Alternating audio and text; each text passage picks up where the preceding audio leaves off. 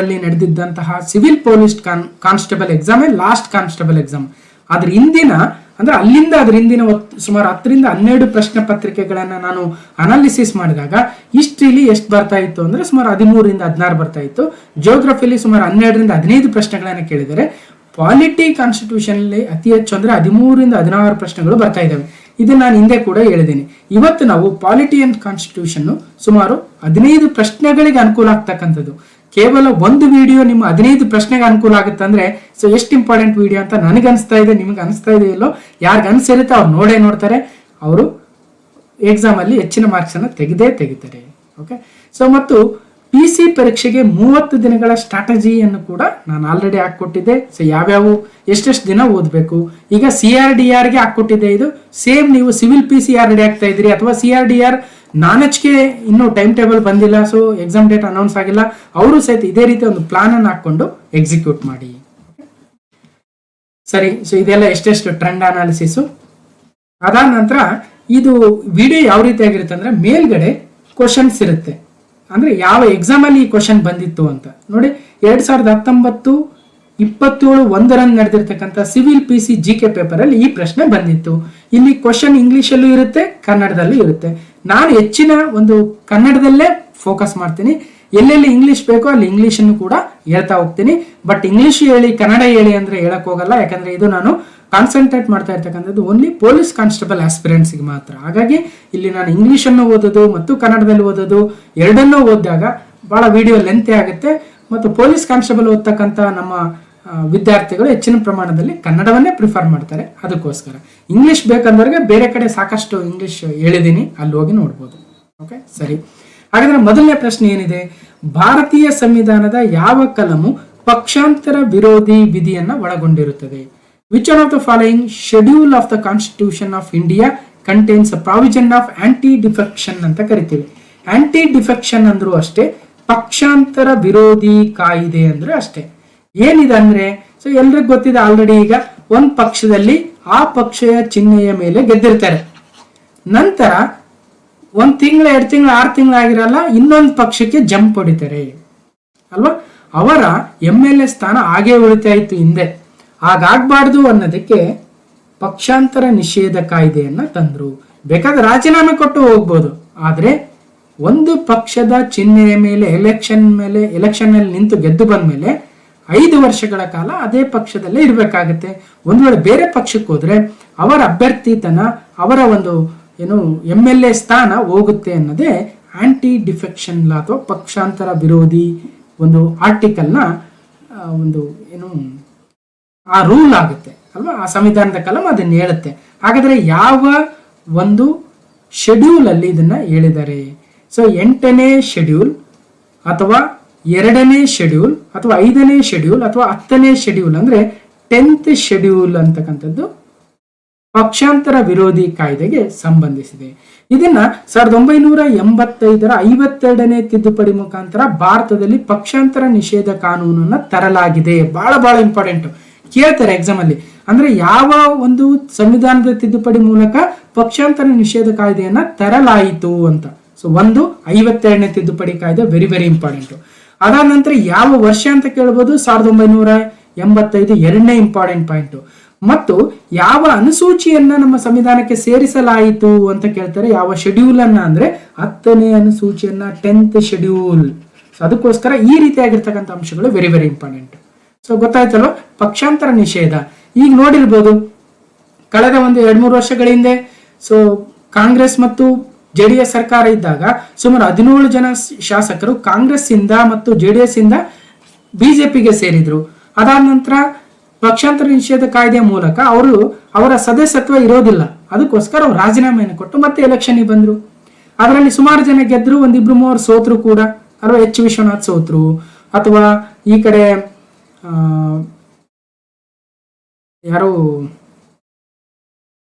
ಹೊಸಕೋಟೆ ಶಾಸಕರು ಸೋತ್ರು, MTB Nagaraju correct, ಇನ್ನೊಬ್ರು ಯಾರ ಸೋಲ್ತಾರೆ. ಹೀಗೆ ಇವೆಲ್ಲವೂ ನಾವು ನೋಡ್ತಾನೆ ಬರ್ತಾ ಇದೀವಿ. ಅದಕ್ಕೋಸ್ಕರ ಅವೆಲ್ಲವನ್ನ ನಾವು ತಿಳ್ಕೊಳ್ತಾ ಇರಬೇಕು, ಅವಾಗ ನಮ್ಗೆ ಐಡಿಯಾ ಬರುತ್ತೆ. ಓಕೆ, ಸರಿ. ಸೊ ಇದು ಯಾಕೆ ತಂದ್ರು ಅಂದ್ರೆ, ಹಿಂದೆ ಒಬ್ಬ ಗಯಾಲಾಲ್ ಅಂತಕ್ಕಂಥ ಒಬ್ಬ ಹರಿಯಾಣ ವಿಧಾನಸಭೆಯ ಕಾಂಗ್ರೆಸ್ ಸದಸ್ಯ ಇದ್ದ. ಆತ 3 ಬಾರಿ ಪಕ್ಷ ಬದಲಾವಣೆಯನ್ನು ಮಾಡ್ತಾನೆ ಸುಮಾರು 15 ದಿನಗಳಲ್ಲಿ. ಅದಕ್ಕೋಸ್ಕರ ಆಯಾರಾಮ್ ಗಯಾರಾಮ್ ಅಂದ್ಬಿಟ್ಟು ಒಂದು ನಾಣ್ಣುಡಿಯೇ ಬಂದ್ಬಿಟ್ಟಿತ್ತಂತೆ. ಸೊ ಹೀಗೆ ಇವೆಲ್ಲವೂ ಆದ ತಕ್ಷಣ 1985ರಲ್ಲಿ 52ನೇ ತಿದ್ದುಪಡಿ ಕಾಯ್ದೆಯನ್ನು ತರ್ತಾರೆ. ಅರ್ಥ ಆಯ್ತಲ್ವಾ? ಆಂಟಿ ಡಿಫೆಕ್ಷನ್ ಲಾ, ಪಕ್ಷಾಂತರ ನಿಷೇಧ ಕಾನೂನು, 10ನೇ ಅನುಸೂಚಿ 1985, 52ನೇ ತಿದ್ದುಪಡಿ, ಸಾಕಷ್ಟು. ಓಕೆ ಸರಿ, ಇದನ್ನು ಮುಂದೆ ಹೇಳ್ತೀನಿ. ನೆಕ್ಸ್ಟ್ ಕ್ವಶನ್ ನಂಬರ್ 2, ಯುನೈಟೆಡ್ ನೇಷನ್ಗಳ ಭದ್ರತಾ ಮಂಡಳಿಯಲ್ಲಿ ವಿಟೋ ಪವರ್ ಅನ್ನು ಎಷ್ಟು ದೇಶಗಳು ಪ್ರಯೋಗಿಸುತ್ತವೆ? ವಿಟೋ ಪವರ್ ಎನ್ನುವುದು ವಿಶ್ವಸಂಸ್ಥೆಯ ಭದ್ರತಾ ಮಂಡಳಿಯಲ್ಲಿರ್ತಕ್ಕಂಥ ಅಥವಾ ಸೆಕ್ಯೂರಿಟಿ ಕೌನ್ಸಿಲ್ನ ಸದಸ್ಯ ರಾಷ್ಟ್ರಗಳಿಗೆ ಮಾತ್ರ ಇರ್ತಕ್ಕಂಥ ವಿಶೇಷವಾಗಿರ್ತಕ್ಕಂಥ ಒಂದು ಪವರ್ ಆಗುತ್ತೆ. ಓಕೆ, ಅದು ಎಷ್ಟು ದೇಶಗಳಿಗಿದೆ? 4, 5, 6, 3 ಅಂದ್ರೆ ಸರಿಯಾದ ಉತ್ತರ 5 ದೇಶಗಳಿಗೆ ವಿಟೋ ಪವರ್ ಇದೆ. ಯಾವ್ಯಾವು? ಅಮೆರಿಕಕ್ಕೆ ಇದ್ದೇ ಇರಬೇಕು, ಬಹಳ ಸ್ಟ್ರಾಂಗ್ ದೇಶ. ಯುನೈಟೆಡ್ ಕಿಂಗ್ಡಮ್ ಗೆದ್ದೇ ಇರಬೇಕು, ಅದು ಕೂಡ ಸ್ಟ್ರಾಂಗ್ ದೇಶ. ಆಮೇಲೆ ಚೀನಾ, ರಷ್ಯಾ ಮತ್ತು ಫ್ರಾನ್ಸ್. ಹೀಗೆ ಸೊ ಯಾವ್ದಾದ್ರು America, United Kingdom, okay, United Kingdom ಮತ್ತು ಚೀನಾ ಹಾಗೂ ರಷ್ಯಾ, ಕೊನೆಗೆ ಫ್ರಾನ್ಸ್. ಹೀಗೆ 5 ದೇಶಗಳು ಮಾತ್ರ ವಿಟೋ ಪವರ್ ಅನ್ನ ಹೊಂದಿದವೆ. ಹಾಗಾದ್ರೆ ವಿಶ್ವಸಂಸ್ಥೆಯು 1945 ಅಕ್ಟೋಬರ್ 24ರಂದು ಸ್ಥಾಪನೆ ಆಯಿತು. ಇದರ ಪ್ರಧಾನ ಕಚೇರಿ ಎಲ್ಲಿ ಅಂತ ಕೇಳ್ತಾರೆ? New York city. ಮತ್ತು ಇದರ ಮುಖ್ಯಸ್ಥರು ಈಗ ಆಂಟೋನಿಯೋ ಗುಟೆರಸ್ ಅವರು 9ನೇ ಮಹಾ ಪ್ರಧಾನ ಕಾರ್ಯದರ್ಶಿಗಳು ಅಥವಾ secretary general of United Nations ಅಂತ ಕರಿತೀವಿ. ಅಧಿಕೃತ ಭಾಷೆಗಳು 6 ಅಧಿಕೃತ ಭಾಷೆಗಳಿದ್ದಾವೆ. ನಾನು ಪ್ರತಿಯೊಂದು ಏನು ಮಾತಾಡ್ತಾ ಇದ್ದೀನಿ ಅವೆಲ್ಲವೂ ನಿಮ್ಮ PC ಎಕ್ಸಾಮ್ಗೆ ವೆರಿ ವೆರಿ ಇಂಪಾರ್ಟೆಂಟು. ಓಕೆ, ಅಧಿಕೃತ ಭಾಷೆಗಳು 6: Arabic, Chinese, English, French, Russian, Spanish. Exam ಅಲ್ಲಿ ಯಾವ ರೀತಿಯಾಗಿ ಪ್ರಶ್ನೆ ಬರ್ಬೋದು? ಕೆಳಗಿನವುಗಳಲ್ಲಿ ಯಾವುದು ವಿಶ್ವಸಂಸ್ಥೆಯ ಅಧಿಕೃತ ಭಾಷೆ ಅಲ್ಲ? ಅರೇಬಿಕ್, ಚೈನೀಸ್, ಇಂಗ್ಲಿಷ್, ಹಿಂದಿ ಕೊಡಬಹುದು ಎಕ್ಸಾಮ್ ಅಲ್ಲಿ. ಓಕೆ, ಜೊತೆಗೆ ಎಷ್ಟು ಸದಸ್ಯ ರಾಷ್ಟ್ರಗಳಿದಾವೆ ಯುನೈಟೆಡ್ ನೇಷನ್ಸ್ ಅಲ್ಲಿ ವಿಶ್ವಸಂಸ್ಥೆಯಲ್ಲಿ ಅಂದ್ರೆ 193. ಗೊತ್ತಿರುತ್ತೆ ನಿಮಗೆ, ರೀಕ್ಯಾಪ್ ಮಾಡೋದಕ್ಕೆ ಇದೆಲ್ಲ. ಓಕೆ, ಮತ್ತು ಇತ್ತೀಚೆಗೆ ಸದಸ್ಯ ರಾಷ್ಟ್ರವಾಗಿರ್ತಕ್ಕಂಥ ದೇಶ 2011ರಲ್ಲಿ ಸೌತ್ ಸುಡಾನ್ 193ನೇ ಸದಸ್ಯ ರಾಷ್ಟ್ರ. ಅಬ್ಸರ್ವ್ ದೇಶಗಳು ಎಷ್ಟಿದಾವೆ? 2 ದೇಶಗಳಿದಾವೆ. ಒಂದು ಓಲಿಸಿ, ಇನ್ನೊಂದು ಪ್ಯಾಲೆಸ್ಟೈನ್. ಒಂದಾದ್ರೆ ಇನ್ನೊಂದ್ ಕಡೆ ವಿಟೋ ಪವರ್ ನೇಷನ್ಸ್ ಯಾವ್ಯಾವು? China, France, Russia, United Kingdom, United Nations. ವಿಶ್ವಸಂಸ್ಥೆಯ 6 ಅಂಗಸಂಸ್ಥೆಗಳು ಯಾವಂತ ಕೇಳ್ತಾರೆ? ಸಾಮಾನ್ಯ ಸಭೆ, ಭದ್ರತಾ ಮಂಡಳಿ, ಆರ್ಥಿಕ ಮತ್ತು ಸಾಮಾಜಿಕ ಮಂಡಳಿ, ಟ್ರಸ್ಟಿಶಿಪ್ ಕೌನ್ಸಿಲ್, ಅಂತಾರಾಷ್ಟ್ರೀಯ ನ್ಯಾಯಾಲಯ, ಸಚಿವಾಲಯ. ಗಮನಿಸಬೇಕು, ಇದರಲ್ಲಿ ಟ್ರಸ್ಟಿಶಿಪ್ ಕೌನ್ಸಿಲ್ ಅಂತಕ್ಕಂಥ ಒಂದು ಅಂಗಸಂಸ್ಥೆ 1994ರಿಂದ ಇನ್ಆಕ್ಟಿವ್ ಆಗಿದೆ, ಅಂದ್ರೆ ಕೆಲಸ ಮಾಡ್ತಾ ಇಲ್ಲ. ಈಗ 5 ಮಾತ್ರ, 5 organs of the United Nations, ವಿಶ್ವಸಂಸ್ಥೆ 5 ಅಂಗಗಳು ಮಾತ್ರ ಆಕ್ಟಿವ್ ಆಗಿದ್ದಾವೆ. ಟ್ರಸ್ಟಿಶಿಪ್ ಕೌನ್ಸಿಲ್ ಆಕ್ಟಿವ್ ಆಗಿಲ್ಲ. ಎಷ್ಟು ಯೂಸ್ ಆಗ್ತಾ ಇದೆ ಅಲ್ವಾ? ಓಕೆ, ನೆಕ್ಸ್ಟ್ ಹೋಗೋಣ. ಯುನೈಟೆಡ್ ನೇಷನ್ಸ್ ಯಾವಾಗ ಸ್ಥಾಪನೆ ಆಯಿತು ಎಲ್ಲವನ್ನ ನೋಡಿದೀವಿ ಆಲ್ರೆಡಿ. ಈಗ ಬರ್ತೀನಿ ಮತ್ತೆ. ಸೊ ಯುನೈಟೆಡ್ ನೇಷನ್ಸ್ ನ ಸೆಕ್ರೆಟರಿ ಜನರಲ್ ಯಾರಿದ್ದಾರೆ ಅಂತ ಕೇಳಿದ್ರೆ Antonio Guterres. Deputy secretary general ಯಾರಿದ್ದಾರೆ? ಅಮೀನಾ ಜೆ ಮೊಹಮ್ಮದ್. ಓಕೆ, ಆಯ್ತು. ಇನ್ನು ವಿಶ್ವಸಂಸ್ಥೆಯ ಸಾಮಾನ್ಯ ಸಭೆ ಅಂತ ಕರಿತೀವಿ, ಜನರಲ್ ಅಸೆಂಬ್ಲಿ. ಈ ಸಾಮಾನ್ಯ ಸಭೆಯ ಪ್ರಧಾನ ಕಚೇರಿ ಎಲ್ಲಿದೆ ಅಂದ್ರೆ ಅಮೆರಿಕದ ನ್ಯೂಯಾರ್ಕ್ ಸಿಟಿಯಲ್ಲಿದೆ. ಸರಿನಾ? ಒಂದ್ ಕಡೆ. ಅದೇ ತರ ಸೆಕ್ಯೂರಿಟಿ ಕೌನ್ಸಿಲ್ ಇದೆ ಅಲ್ವಾ, ಭದ್ರತಾ ಮಂಡಳಿ, ಅದರ ಸದಸ್ಯ ರಾಷ್ಟ್ರಗಳು ಯಾವ್ಯಾವ ಅಂತ ಕೇಳ್ತಾರೆ. ಇದ್ರ ಮೇಲೆ ಇದರ ಒಂದು ಪ್ರಧಾನ ಕಚೇರಿ ಕೂಡ ನ್ಯೂಯಾರ್ಕ್ ಸಿಟಿಲಿದೆ. ಇನ್ನು United Nations Economic and Social Council ಅಂತ ಬರುತ್ತೆ. ಅದರ ಅರ್ಥ ಆರ್ಥಿಕ ಮತ್ತು ಸಾಮಾಜಿಕ ಮಂಡಳಿ. ಇದರ ಪ್ರಧಾನ ಕಚೇರಿ ಸೊ ಎಲ್ಲಿದೆ? ನ್ಯೂಯಾರ್ಕ್ ಸಿಟಿಯಲ್ಲಿದೆ. ಜೊತೆಗೆ ಟ್ರಸ್ಟಿಶಿಪ್ ಕೌನ್ಸಿಲ್ ಅಂತ ಹೇಳ್ತಾ ಇದ್ವಿ, ಇದು ಮಾತ್ರ 1994ರಿಂದ ಇನ್ಆಕ್ಟಿವ್ ಆಗಿದೆ. ಮತ್ತು ಇಂಟರ್ನ್ಯಾಷನಲ್ ಕೋರ್ಟ್ ಆಫ್ ಜಸ್ಟಿಸ್, ಅಂತಾರಾಷ್ಟ್ರೀಯ ನ್ಯಾಯಾಲಯ, ಇದರ ಪ್ರಧಾನ ಕಚೇರಿ ಬಹಳ ಸಲ ಕೇಳಿದರೆ ನೆದರ್ಲ್ಯಾಂಡ್ಸ್ ನ ಹೇಗಲ್ಲಿದೆ.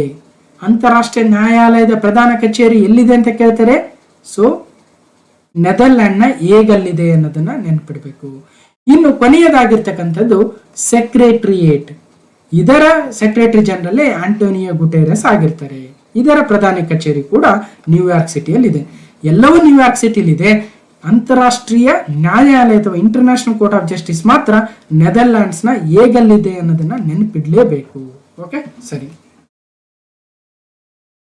ಯಾವ ದೇಶದ ರಾಷ್ಟ್ರೀಯ ಶಾಸಕಾಂಗವನ್ನ ಡೂಮಾ ಎಂದು ಕರೆಯುತ್ತಾರೆ?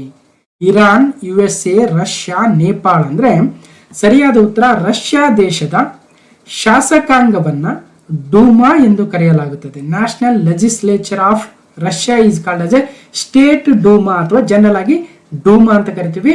ನಮ್ಮ ದೇಶದಲ್ಲಿರುವಂತೆ ರಷ್ಯಾದಲ್ಲೂ ಕೂಡ ಮೇಲ್ಮನೆ ಮತ್ತು ಕೆಳಮನೆ ಅಂತ ಕರಿತೀವಿ. ನಮ್ಮ ದೇಶದಲ್ಲಿ ಮೇಲ್ಮನೆಯನ್ನ ರಾಜ್ಯಸಭೆ ಅಂತಲೂ ಕೆಳಮನೆಯನ್ನ ಲೋಕಸಭೆ ಅಂತಲೂ ಕರೆದರೆ, ರಷ್ಯಾದಲ್ಲಿ ಫೆಡರಲ್ ಅಸೆಂಬ್ಲಿ, ಕೆಳಮನೆಯನ್ನ ಏನಂತ ಕರೀತಾರೆ? ಫೆಡರಲ್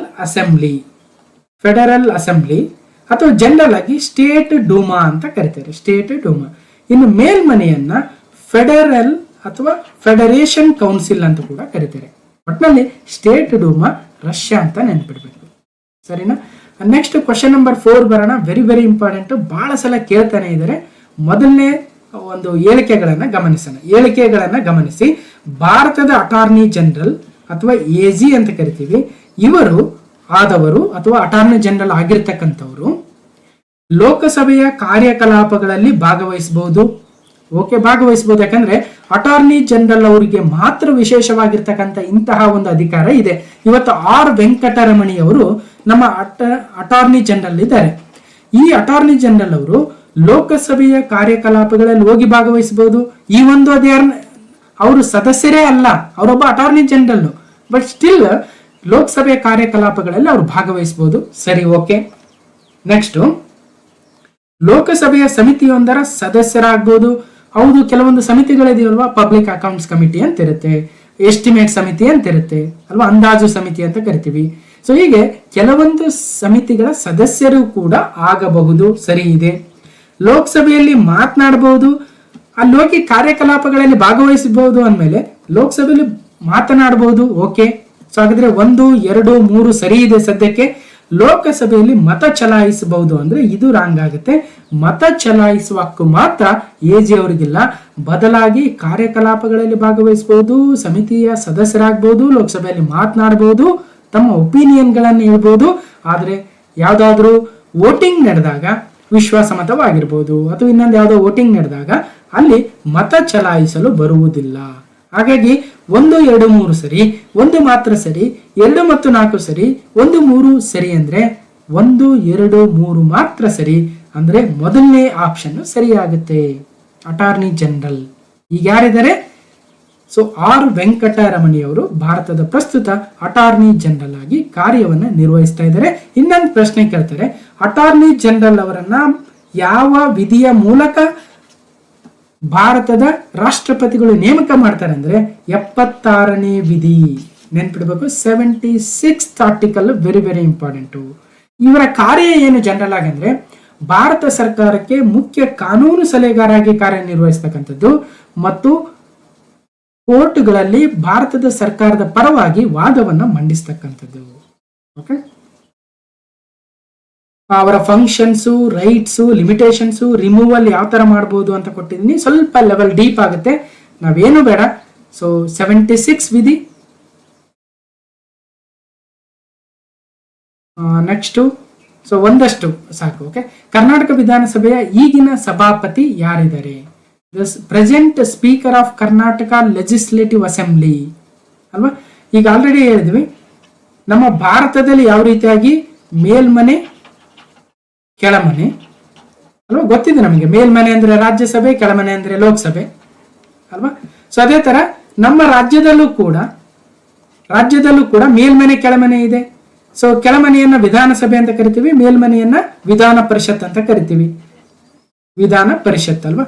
ಈಗ ಇಲ್ಲಿ ಕೇಳಿರ್ತಕ್ಕಂಥದ್ದು, ಈ ಕೆಳಮನೆ ಇದೆ ಅಲ್ವಾ ವಿಧಾನಸಭೆ, ಈ ವಿಧಾನಸಭೆಯ ಸಭಾಪತಿ ಅಥವಾ ಸ್ಪೀಕರ್ ಅಂತ ಕರಿತೀವಿ. ಸ್ಪೀಕರ್ ಯಾರಿದ್ದಾರೆ ಅಂದ್ರೆ UT ಖಾದರ್ ಅವರು ಇದ್ದಾರೆ. ಈಗ ಯಾರು? UT ಖಾದರ್. ಇನ್ನು ವಿಧಾನ ಪರಿಷತ್ನ ಸಭಾಪತಿಗಳು ಯಾರಿದ್ದಾರೆ? ಬಸವರಾಜ ಹೊರಟ್ಟಿರವರು ಇದ್ದಾರೆ. ಬಸವರಾಜ ಹೊರಟ್ಟಿ ನೆನ್ಪಿಡ್ಬೇಕು. ಅದೇ ತರ ಲೋಕಸಭೆಯ ಸ್ಪೀಕರ್ ಯಾರಿದ್ದಾರೆ ಅಂದ್ರೆ ಓಂ ಬಿರ್ಲಾ ಇದ್ದಾರೆ. ಓಂ ಬಿರ್ಲಾ. ಅದೇ ತರ ಮೇಲ್ಮನೆ ರಾಜ್ಯಸಭೆಯ ಅಧ್ಯಕ್ಷರು ಯಾರಿದ್ದಾರೆ ಅಂದ್ರೆ ಯಾರು ಉಪರಾಷ್ಟ್ರಪತಿಗಳು ಇರ್ತಾರಲ್ವಾ ಅವರೇ ರಾಜ್ಯಸಭೆಯ ಅಧ್ಯಕ್ಷರು ಕೂಡ ಆಗಿರ್ತಾರೆ. ಹಾಗಾಗಿ ಜಗದೀಪ್ ಧನ್ಕರ್ ಅವರು ಈಗ ಉಪರಾಷ್ಟ್ರಪತಿಗಳು ಮತ್ತು ರಾಜ್ಯಸಭೆಯ ಅಧ್ಯಕ್ಷರು ಕೂಡ. ಇವೆಲ್ಲವೂ ಇಂಪಾರ್ಟೆಂಟ್. ನಾನು ಆಲ್ರೆಡಿ ಹೇಳ್ಬಿಟ್ಟಿದ್ದೀನಿ, ಘೋಷಣೆ ಮಾಡಿಬಿಟ್ಟಿದ್ದೀನಿ. ಇದು ಈ ವಿಡಿಯೋದಲ್ಲಿ ಮಾತನಾಡ್ತಕ್ಕಂಥದ್ದು ಎಲ್ಲವೂ ಇಂಪಾರ್ಟೆಂಟು, ನಿಮ್ಮ ಎಕ್ಸಾಮ್ಗೆ very very very very important ಅಂತ. ಓಕೆ, ಸರಿ. ಇದು ಕ್ವಶನ್ 2019ರಲ್ಲಿ ಬಂದಿತ್ತು. ಹಾಗಾಗಿ ಅವಾಗ ಯಾರಿದ್ರು ಹೇಳಿದ್ದಾರೆ, ಬಟ್ ಇವಾಗ ಯಾರಿದ್ದಾರೆ ಅನ್ನೋದು ಇಂಪಾರ್ಟೆಂಟ್. ಇವಾಗ UT ಖಾದರ್ ಅವರು ನಮ್ಮ ವಿಧಾನಸಭೆಯ ಸ್ಪೀಕರ್ ಆಗಿದ್ದಾರೆ. ಓಕೆ, ನೆನ್ಪಿಡ್ಬೇಕು. ಓಕೆ, ಇನ್ನು ಕರ್ನಾಟಕದ ಮೊದಲ ಮುಖ್ಯಮಂತ್ರಿ ಯಾರಾಗಿದ್ರು? ವೀರೇಂದ್ರ ಪಾಟೀಲ್ರು, ಕೆ ಹನುಮಂತಯ್ಯನವರು, ಎಸ್ ನಿಜಲಿಂಗಪ್ಪ ಅವರು, ಚೆಂಗಲರಾಯ ರೆಡ್ಡಿ, KC ರೆಡ್ಡಿರವರು. ಅಂದ್ರೆ KC ರೆಡ್ಡಿ ಅವರು ನಮ್ಮ ಕರ್ನಾಟಕದ ಮೊದಲ ಮುಖ್ಯಮಂತ್ರಿಗಳು. ಅಂದ್ರೆ ಅಖಂಡ ಕರ್ನಾಟಕ ಅಥವಾ ಕರ್ನಾಟಕ ಉದಯವಾದಾಗಿನಿಂದಲೂ ಅಂತ ಹೇಳ್ಬೇಕು. ಕರ್ನಾಟಕ ಅಂತ ಮರುನಾಮಕರಣ ಆದಾಗ ದೇವರಾಜ ಅರಸರು ಅವರಿದ್ರು, ಸರಿ. ಬಟ್ ಮೈಸೂರು ರಾಜ್ಯವೇ ನಮ್ಮ ಕರ್ನಾಟಕ ರಾಜ್ಯವಲ್ವ ಮೊದಲು. ಸೊ ಅದಕ್ಕೋಸ್ಕರ KC ರೆಡ್ಡಿರವರು 25 ಅಕ್ಟೋಬರ್ 1947ರಿಂದ 30 ಮಾರ್ಚ್ 1952ರವರೆಗೆ ಕರ್ನಾಟಕ ರಾಜ್ಯದ ಮೊಟ್ಟ ಮೊದಲ ಮುಖ್ಯಮಂತ್ರಿಗಳಾಗಿ ಕಾರ್ಯವನ್ನ ನಿರ್ವಹಿಸಿದ್ರು. ಅವರಾದ ನಂತರ ಕೆಂಗಲ್ ಹನುಮಂತರಾಯರು, ಅವರಾದ ನಂತರ ಕಡಿದಾಳ ಮಂಜಪ್ಪರವರು, ಹೀಗೆ ಬೇರೆ ಬೇರೆಯವರು ಬರ್ತಾರೆ. ಈಗ ಬಸವರಾಜ ಬೊಮ್ಮಾಯಿನವರಿದ್ರು, ಅವರಾದ ನಂತರ ಈಗ ಸಿದ್ದರಾಮಯ್ಯನವರು ಮತ್ತೊಮ್ಮೆ 2ನೇ ಬಾರಿಗೆ ಮುಖ್ಯಮಂತ್ರಿಗಳಾಗಿ ಪ್ರಮಾಣ ವಚನವನ್ನು ಸ್ವೀಕರಿಸಿದ್ದಾರೆ. ಇನ್ನು legislative council of a state, ರಾಜ್ಯವೊಂದರ ವಿಧಾನ ಪರಿಷತ್ತು. ಇಲ್ಲಿ ಹೇಳ್ತಾ ಇದೆ, ನಮ್ಮ ರಾಜ್ಯದ ವಿಧಾನ ಪರಿಷತ್ತಲ್ಲಿ ಒಟ್ಟು 75 ಜನ ಇದ್ದಾರೆ ಸದಸ್ಯರು. ಆ 75 ಜನದಲ್ಲಿ 1/3ರಷ್ಟು, 1/12ರಷ್ಟು, 1/6ರಷ್ಟು. ಏನಿದು 1/6, 1/3, 1/12? ಅದಕ್ಕೂ ವಿಶೇಷವಾಗಿ ನಮ್ಮ ವಿಧಾನಸಭೆಯಲ್ಲಿ ಎಷ್ಟು ಜನ ಇದ್ದಾರೆ ಸದಸ್ಯರು ಅಂದ್ರೆ 225 ಅಲ್ವಾ. 225 ಡಿವೈಡೆಡ್ ಬೈ 1/3 ಮಾಡೋಣ. ಓಕೆ, 3 1 3, 3 7 21, ಎಷ್ಟು ಉಳಿತು? 15 ಉಳಿತು. 3 5 15. ಹಾಗಾಗಿ ಒಂದು ವಿಧಾನಸಭೆಯಲ್ಲಿ ಇರ್ತಕ್ಕಂಥ ಒಟ್ಟು ವಿಧಾನಸಭಾ ಸದಸ್ಯರ ಸಂಖ್ಯೆಯ 1/3ರಷ್ಟು ಸಂಖ್ಯೆಯು ಆ ಒಂದು ರಾಜ್ಯದ ವಿಧಾನ ಪರಿಷತ್ತಲ್ಲಿ ಇರಬೇಕು ಅಂತ ಕಾನೂನಿದೆ ಅಲ್ವಾ. ಹಾಗಾಗಿ ನಮ್ಮ ವಿಧಾನಸಭೆಯ ಸದಸ್ಯರ ಸಂಖ್ಯೆ 225, ಅದರ 1/3ರಷ್ಟು ಅಂದಾಗ 1/3 ಡಿವೈಡೆಡ್ ಮಾಡಿದಾಗ ನಮಗೆ ಸಿಗ್ತಕ್ಕಂಥದ್ದು 75. 75 ನಮ್ಮ ಸದಸ್ಯ ಬಲ. ಈ 75ರಲ್ಲಿ ಮತ್ತೆ ನೋಡಿ, ಈ 75 ವಿಧಾನ ಪರಿಷತ್ತರ ಸಂಖ್ಯೆಯಲ್ಲಿ ಎಷ್ಟು ಯಾವ ಯಾವ ಕ್ಷೇತ್ರದಿಂದ ಆಯ್ಕೆಯಾಗಿ ಬರಬೇಕು ವಿಧಾನ ಪರಿಷತ್ ಸದಸ್ಯರು? ಇತ್ತೀಚೆಗೆ ಉಮಾಶ್ರೀ ಅವರನ್ನ, MR ಸೀತಾರಾಮ್ ಅವರನ್ನ, ಸುಧಾಮ್ ದಾಸ್ ಅವರನ್ನ ನಾಮನಿರ್ದೇಶನ ಮಾಡಿದ್ರು ರಾಜ್ಯಪಾಲರು ವಿಧಾನ ಪರಿಷತ್ಗೆ. ಹಾಗಾದ್ರೆ 75ರಲ್ಲಿ 11 ಜನರನ್ನ, ಎಷ್ಟು ಜನ? 11 ಜನರನ್ನ ನಾಮನಿರ್ದೇಶನ ಮಾಡಬಹುದು. ಸೊ 75 ಡಿವೈಡೆಡ್ ಬೈ 1/6 ಮಾಡಿದ್ರೆ, 1/6 ಮಾಡಿದ್ರೆ 6 1 6, ಇಲ್ಲೂ 6 1 6, ಎಷ್ಟು ಉಳಿತು? 15 ಉಳಿತು. 6 12, ಸುಮಾರು 11ರಿಂದ 12 ಜನರನ್ನ ನಾವು ನಾಮನಿರ್ದೇಶನ ನಮ್ಮ ರಾಜ್ಯದಲ್ಲಿ ಮಾಡಬಹುದು. ಓಕೆ, ಅದೇ ತರ 75 ಡಿವೈಡೆಡ್ ಬೈ 1/3 ಮಾಡಿ 3 1 3, 3 7 6, 3 5 15, 25 ಜನರನ್ನ ವಿಧಾನಸಭಾ ಸದಸ್ಯರು ಆಯ್ಕೆ ಮಾಡಬಹುದು. ಇನ್ನು 25 ಜನರನ್ನ ಅಂದ್ರೆ 1/3 ಮೆಂಬರ್ಸ್ ಅನ್ನ ಬೇರೆ ಬೇರೆ ಸ್ಥಳೀಯ ಸಂಸ್ಥೆಗಳಿಂದ ಆಯ್ಕೆಯಾಗಿ ಬರಬಹುದು. ಸೊ 50 ಆದ್ರೂ, ಇಲ್ಲಿ 11, 50 + 11 61 ಜನ ಆದ್ರು. ಇನ್ನು 14 ಜನ, 14 ಜನದಲ್ಲಿ 7 ಜನ ಶಿಕ್ಷಕರ ಕ್ಷೇತ್ರದಿಂದ ಬರಬಹುದು. ಇನ್ನೂ 7 ಜನ ಪದವೀಧರ ಕ್ಷೇತ್ರದಿಂದ ಬರಬಹುದು. ಹೀಗೆ ಒಟ್ಟು 75 ಜನರು ಯಾವ್ಯಾವುದರ ಮೂಲಕ ಆಯ್ಕೆಯಾಗಿ ಬರಬಹುದು ಅನ್ನೋದನ್ನ ನಾವು ತಿಳ್ಕೊಳ್ಳೇಬೇಕು. ಸ್ವಲ್ಪ ಡೀಪ್ ಆಗುತ್ತೆ, ಬಟ್ ಅರ್ಥ ಮಾಡ್ಕೊಳ್ಳಿ. ಓಕೆ, ಸರಿ. ಪ್ರಶ್ನೆ ಇದನ್ನ ಯಾಕೆ ಹೇಳಿದಂದ್ರೆ, ಇಲ್ಲಿ ನೋಡಿ, ಸೊ ರಾಜ್ಯವೊಂದರ ವಿಧಾನ ಪರಿಷತ್ತು ಆ ರಾಜ್ಯದ ವಿಧಾನಸಭೆಯ ಒಟ್ಟು ಸಂಖ್ಯೆಯ 1/2ಕ್ಕಿಂತ ಹೆಚ್ಚಾಗಿರದ ಸಂಖ್ಯೆಯ ಸದಸ್ಯರನ್ನು ಒಳಗೊಂಡಿರುತ್ತದೆ. ನಮ್ಮದು 225, 1/2 ಮಾಡೋಣ. 2 1 2 1 2 1 2 112 ಜನ ಇದಾರ ನಮ್ಮ ವಿಧಾನ ಪರಿಷತ್ತಲ್ಲಿ, ಇರದೆ 75 ಜನ. ಹಾಗಾದ್ರೆ ಮೊದಲನೇ ಹೇಳಿಕೆ ತಪ್ಪಾಯ್ತು. ಎರಡನೇ ಹೇಳಿಕೆ ಹೋಗೋಣ, ಸ್ವಲ್ಪ ನಿಧಾನ. ಓಕೆ, ಆ ರಾಜ್ಯದ ವಿಧಾನಸಭೆಯ ಒಟ್ಟು ಸದಸ್ಯರ ಸಂಖ್ಯೆಯ 1/3ಕ್ಕಿಂತ ಹೆಚ್ಚಾಗಿರದ ಮತ್ತು ಯಾವುದೇ ಸನ್ನಿವೇಶದಲ್ಲೂ 40ಕ್ಕಿಂತ ಕಡಿಮೆ ಇಲ್ಲದ ಸಂಖ್ಯೆಯ ಸದಸ್ಯರನ್ನ ವಿಧಾನ ಪರಿಷತ್ತು ಒಳಗೊಂಡಿರಬೇಕು. ಸರಿ ಸರ್, ಇವಾಗ ಅರ್ಥ ಆಯ್ತು ನಮಗೆ. ನೀವು ಇವಾಗ ತಾನೇ ಈ ಲೆಕ್ಕ ಬಿಡಿಸಿ ಹೇಳಿದ್ರಲ್ವ ಸರ್, ಇಷ್ಟು ದಿವಸ ದಡ್ಡರಾಗಿದ್ದೀವಿ, ನಮ್ಗೆ ಆ ಲೆಕ್ಕ ಗೊತ್ತಿರ್ಲಿಲ್ಲ, ಇವತ್ತು ಗೊತ್ತಾಯ್ತು ಅಂತ ಬಹಳ ಜನಕ್ಕೆ ಅನ್ಸ್ಬೋದು. ಗೊತ್ತಿದ್ರೆ ಒಳ್ಳೇದು. ಸೊ ನೀವು ಇನ್ನೂ ಸ್ವಲ್ಪ ಮುಂದೆ ಇದ್ದೀರಾ, ನಾವು ಸ್ವಲ್ಪ ಹಿಂದ್ಗಡೆ ಇದ್ದೀವಿ, ನೀವು ಆಲ್ರೆಡಿ ಬಹಳ ಮುಂದೆ ಹೋಗಿದ್ದೀರಿ ಅಲ್ವಾ. ಇರ್ಲಿ. ನೆಕ್ಸ್ಟ್, ಆ ರಾಜ್ಯದ ವಿಧಾನಸಭೆ ಒಟ್ಟು ಸದಸ್ಯರ 1/4 ಇದು ಬರದೇ ಇಲ್ಲ. ಮೇಲ್ನಗಳಲ್ಲಿ ಯಾವುದೂ ಅಲ್ಲ ಅಂದ್ರೆ ಅದು ಬರಲ್ಲ. ಸೊ ಬಿ ಗೊತ್ತಾಗ್ಬಿಡುತ್ತೆ ನಮ್ಗೆ ಆನ್ಸರ್. ಸರಿ, B is a right answer. ಯಾವುದೇ ಒಂದು ರಾಜ್ಯದ ವಿಧಾನಸಭೆಯ ಒಟ್ಟು ಸದಸ್ಯರ ಸಂಖ್ಯೆಯ 1/3 ಮಾತ್ರ ವಿಧಾನ ಪರಿಷತ್ತಲ್ಲಿ ಇರಬೇಕು. ಹಂಗನ್ಬಿಟ್ಟು ಈಗ ಗೋವಾದಲ್ಲಿ ಇರದೇ 40 ಜನ, ಗೋವಾ ವಿಧಾನಸಭೆಯಲ್ಲಿ ಇರದೇ 40 ಜನ, ಗೋವಾದಲ್ಲಿ ವಿಧಾನ ಪರಿಷತ್ ಇಲ್ಲ ಇವತ್ತು ಅನ್ಫಾರ್ಚುನೇಟ್ಲಿ. ಒಂದು ವೇಳೆ ಗೋವಾದಲ್ಲಿ ವಿಧಾನ ಪರಿಷತ್ ಅಥವಾ ಮೇಲ್ಮನೆಯನ್ನ ತರದಕ್ಕೆ ಹೋದ್ರೆ 40ರ 1/3 ಮಾಡಿದ್ರೆ 3 1 13 ಜನ ಇರ್ತಕ್ಕಂಥ ಒಂದು ವಿಧಾನ ಪರಿಷತ್ ಇರೋದಕ್ಕೆ ಸಾಧ್ಯನಾ? ಸಾಧ್ಯ ಇಲ್ಲ. ಮಿನಿಮಮ್ 40 ಇರಲೇಬೇಕು. ಅದು ಹೆಂಗ್ ಮಾಡ್ತಾರೋ ಗೊತ್ತಿಲ್ಲ. ವಿಧಾನ ಸಭಾ ಸದಸ್ಯರ ಸಂಖ್ಯೆಯ 1/3 ಅದಕ್ಕಿಂತಲೂ ಹೆಚ್ಚಾಗಿರದ ಮತ್ತು ಮಿನಿಮಮ್ 40 ಇರಬೇಕು ಅಂತಕ್ಕಂಥದ್ದು.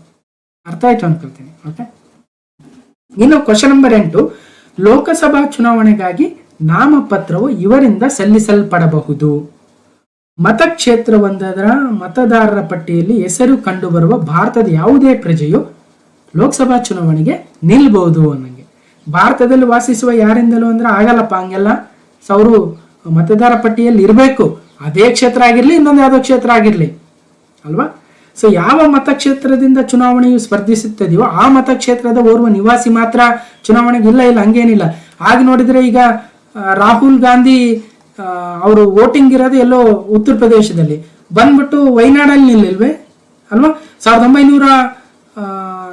1978ರ ಲೋಕಸಭಾ ಎಲೆಕ್ಷನ್ ಅಲ್ಲಿ 77ರಲ್ಲಿ ಸೋತ್ ಬಿಡ್ತಾರೆ ಇಂದಿರಾ ಗಾಂಧಿ. ಅದಾದ್ರೆ ಮರು ವರ್ಷನೇ ರಾಯ್ಬರೇಲಿಯಿಂದ ಬಂದು ನಮ್ಮ ಚಿಕ್ಕಮಗಳೂರು ಲೋಕಸಭಾ ಕ್ಷೇತ್ರದಲ್ಲಿ ನಿಲ್ಲಿಲ್ವೇ. ಸೋನಿಯಾ ಗಾಂಧಿ ಅವರ ವೋಟಿಂಗ್ ಇರ್ತಕ್ಕಂಥದ್ದು ಅಮೇಥಿ ಕ್ಷೇತ್ರದಲ್ಲಿ, ಬಟ್ ಅವ್ರು ಬಂದು ನಮ್ಮ ಬಳ್ಳಾರಿಯಲ್ಲಿ ನಿಲ್ತಾರೆ 1998ರಲ್ಲಿ ಅನ್ಸುತ್ತೆ. ನಾವಿನ್ನು ಬಹಳ ಹುಡುಗರಿದ್ವಿ, ಚಿಕ್ಕ ಹುಡುಗರಿದ್ವಿ ಅಲ್ವಾ.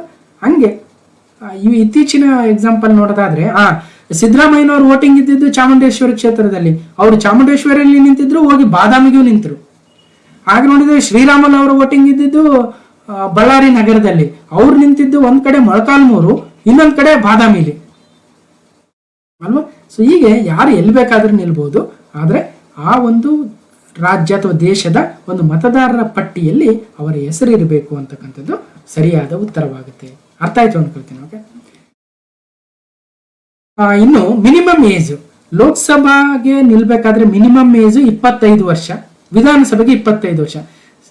ಸರ್ ನಂದು 25 ವರ್ಷ ಆಗಿದೆ, ನಾನು ಎಲೆಕ್ಷನ್ ನಿಲ್ಬೋದಾ? ಡೆಫಿನೆಟ್ಲಿ ನಿಲ್ಬೋದು, ಆದ್ರೆ ಮತದಾರರ ಪಟ್ಟಿಯಲ್ಲಿ ನಿಮ್ಮ ಹೆಸರು ಇರಬೇಕು ಅಷ್ಟೇ. ಓಕೆ, ಸೊ 25 ವರ್ಷ ಆಗಿದ್ರೆ ನೀವು ಎಲೆಕ್ಷನ್ ನಿಲ್ಬೋದು, ಯಾರು ತಡೆಯೋದಕ್ಕೆ ಸಾಧ್ಯ ಇಲ್ಲ. ಸರಿನಾ? ರಾಜ್ಯಸಭೆ ನಿಲ್ಬೋದಾ ಸರ್ ನಂದು 25 ವರ್ಷ ಆಗಿದೆ ಅಂದ್ರೆ? ಇಲ್ಲ, ಬರಲ್ಲ. 30 ವರ್ಷ ಆಗ್ಬೇಕು ರಾಜ್ಯಸಭೆಗೆ.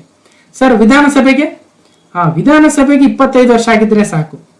ಲೋಕಸಭೆ ವಿಧಾನಸಭೆ 25 ವರ್ಷ, ರಾಜ್ಯಸಭೆ ಮತ್ತು ರಾಜ್ಯಗಳ ವಿಧಾನ ಪರಿಷತ್ತು 30 ವರ್ಷ ಆಗಿರ್ಬೇಕು. ಸರ್ ನಾನು ರಾಷ್ಟ್ರಪತಿ ಆಗ್ಬೋದಾ ಅಂದ್ರೆ 35 ವರ್ಷ ಆಗ್ಬೇಕು. ನಾನು ಉಪರಾಷ್ಟ್ರಪತಿ ಆಗ್ಬೋದಾ? 35 ವರ್ಷ ಆಗ್ಬೇಕು. ಸರ್ ನಾನು ರಾಜ್ಯಪಾಲರಾಗ್ಬೋದಾ? 35 ವರ್ಷ ಆಗ್ಬೇಕು. ಈ ತರ ಕೆಲವೊಂದಕ್ಕೆ ಕೆಲವೊಂದು ಅಂದ್ರೆ ರಾಷ್ಟ್ರಪತಿ ಹುದ್ದೆಗೆ ಇರ್ಬೇಕಂದ್ರೆ ಒಂದ್ ಸ್ವಲ್ಪ ಎಕ್ಸ್ಪೀರಿಯನ್ಸ್ ಆಗಿರ್ಬೇಕು ಜೀವನದಲ್ಲಿ ಅಲ್ವಾ. ರಾಜ್ಯಸಭೆ ಮತ್ತು ವಿಧಾನ ಪರಿಷತ್ತು ಸ್ವಲ್ಪ ಅದನ್ನ ಬುದ್ಧಿ ಒಂಥರ ಚಾವಡಿ ಅಂತ ಕರಿತೀವಿ, ಹಾಗಾಗಿ 30 ವರ್ಷ ಇಟ್ಟಿದ್ದಾರೆ. ಓಕೆ, ಇನ್ನು which of the following statements are right ಅಂದ್ರೆ ಕೆಳಗಿನ ಹೇಳಿಕೆಗಳಲ್ಲಿ ಯಾವುದು ಸರಿಯಾಗಿದೆ ಅಥವಾ ಸರಿಯಾಗಿದಾವೆ ಅಂದ್ರೆ, ಲೋಕಸಭೆಯಲ್ಲಿ ಬಾಕಿ ಇರುವ ಒಂದು ಬಿಲ್ಲು ಅಧಿವೇಶನದ ಅವಧಿ ಮುಕ್ತಾಯದ ನಂತರ ರದ್ದಾಗುತ್ತದೆ.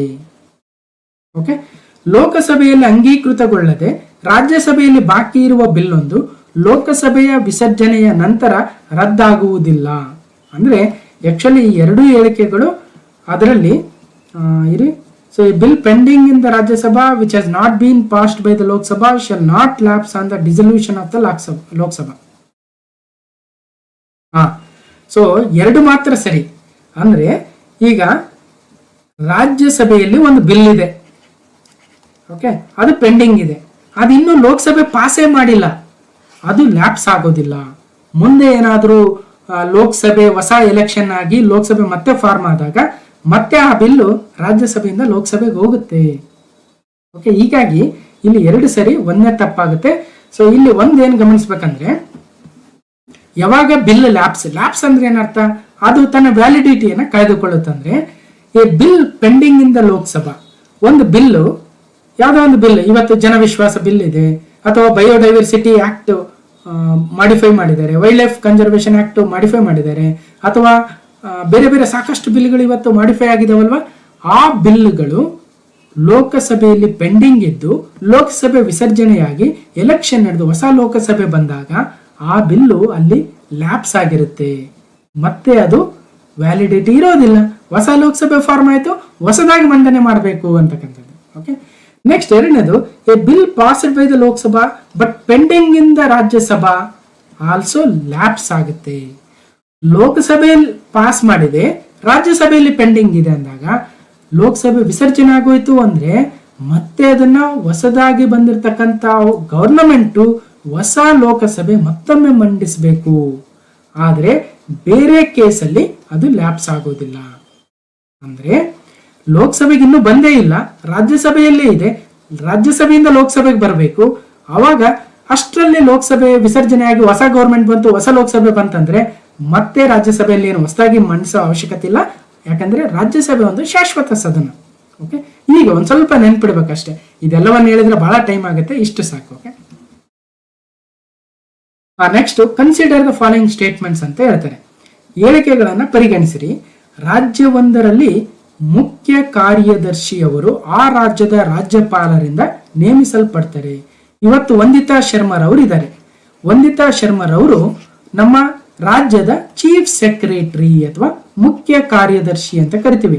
ಆಕ್ಚುಲಿ ಸೀನಿಯರ್ IAS ಆಫೀಸರ್ ಆಗಿರ್ತಾರೆ ಇವರು ರಾಜ್ಯದಲ್ಲಿ. ಓಕೆ, ಎಲ್ಲ IAS ಆಫೀಸ್ಗಳ ವರ್ಗಾವಣೆ, ನೇಮಕ, ಅವ್ರನ್ನ ಯಾವ ಕಡೆ ಹಾಕ್ಬೇಕು ಎಲ್ಲವನ್ನ ಇಡೀ ಒಂದು ರಾಜ್ಯದ ಆಫೀಸರ್ಸ್ ಲೆವೆಲ್ ಅಲ್ಲಿ ಅತ್ಯುನ್ನತವಾಗಿರ್ತಕ್ಕಂಥವ್ರು ಅಂದ್ರೆ ಮುಖ್ಯ ಕಾರ್ಯದರ್ಶಿಗಳೇ ಆಗಿರ್ತಾರೆ. ಎಲ್ಲ ನಾವು ಸರ್ಕಾರಿ ನೌಕರರಾಗಿರ್ಬೋದು, ಎಲ್ಲರೂ ಮುಖ್ಯ ಕಾರ್ಯದರ್ಶಿಗಳ ಅಂಡರಲ್ಲೇ ಬರ್ತೀವಿ. ಯಾಕಂದ್ರೆ ಇಲ್ಲೇನಾಗುತ್ತೆ, ಒಂದು ಹೈರಾರ್ಕಿಯನ್ನ ನೋಡಿದಾಗ ಪಿನ್ಯಾಕಲ್ಲಲ್ಲಿ ಇರ್ತಕ್ಕಂಥವ್ರು ಅಂದ್ರೆ ಚೀಫ್ ಸೆಕ್ರೆಟರಿ, ಅವ್ರ ಕೆಳಗಡೆ ವಿವಿಧ ಇಲಾಖೆಗಳ ACS ಇರ್ತಾರೆ, ಏನು ಅಡಿಷನಲ್ ಚೀಫ್ ಸೆಕ್ರೆಟರೀಸ್, ಅಥವಾ ಕೆಲವೊಂದು ಡಿಪಾರ್ಟ್ಮೆಂಟ್ ಅಲ್ಲಿ ಪ್ರಿನ್ಸಿಪಲ್ ಸೆಕ್ರೆಟರಿ ಅಂತ ಕರಿತಾರೆ. ಅವರಾದ ನಂತರ ಬೇರೆ ಬೇರೆ ಸೆಕ್ರೆಟರೀಸ್ ಬರ್ತಾರೆ. ಸೊ ಹೀಗೆ ಜಿಲ್ಲಾಧಿಕಾರಿಗಳು, ಇದೆಲ್ಲ ಒಂದು ವ್ಯವಸ್ಥೆ. ಹೀಗೆ ಒಂದು ರಾಜ್ಯದಲ್ಲಿ ಒಬ್ರು ಚೀಫ್ ಸೆಕ್ರೆಟರಿ, ಮುಖ್ಯ ಕಾರ್ಯದರ್ಶಿ ಇರ್ತಾರಲ್ವಾ, ಅವ್ರನ್ನ ರಾಜ್ಯಪಾಲರು ನೇಮಿಸ್ತಾರ ಅಂದ್ರೆ ತಪ್ಪಾಗುತ್ತೆ. ಯಾಕಂದ್ರೆ ಮುಖ್ಯಮಂತ್ರಿಗಳು ಅಥವಾ ಆಯಾ ಸರ್ಕಾರ ತಮ್ಗೆ ಯಾರಿಗೆ ಬೇಕೋ ಅವ್ರನ್ನ ನೇಮಕ ಮಾಡ್ಕೊಳ್ಳುತ್ತೆ. ಹಾಗಾಗಿ ಇಲ್ಲಿ ರಾಜ್ಯಪಾಲರು ಅನ್ನೋದು ತಪ್ಪಾಗುತ್ತೆ. ಓಕೆ, ಎರಡನೇದು, ರಾಜ್ಯವೊಂದರಲ್ಲಿ ಮುಖ್ಯ ಕಾರ್ಯದರ್ಶಿ ಅವರು ಒಂದು ನಿಗದಿತ ಸೇವಾವಧಿಯನ್ನು ಹೊಂದಿರ್ತಾರೆ. 3 ವರ್ಷನ 2 ವರ್ಷನ ಅಂದ್ರೆ ಅದು ಕೂಡ ಇಲ್ಲ. ಯಾವಾಗ ಬೇಕಾವಾಗ ಸರ್ಕಾರ ಮುಖ್ಯ ಕಾರ್ಯದರ್ಶಿಗಳನ್ನ ಬದಲಾವಣೆ ಕೂಡ ಮಾಡಬಹುದು. ಹಾಗಾಗಿ ಮೇಲೆ ನೀಡಿರ್ತಕ್ಕಂಥ ಹೇಳಿಕೆಗಳಲ್ಲಿ ಯಾವುದು ಸರಿ ಅಂದ್ರೆ 1 ಮತ್ತು 2 ಯಾವುದೂ ಸರಿ ಇಲ್ಲ.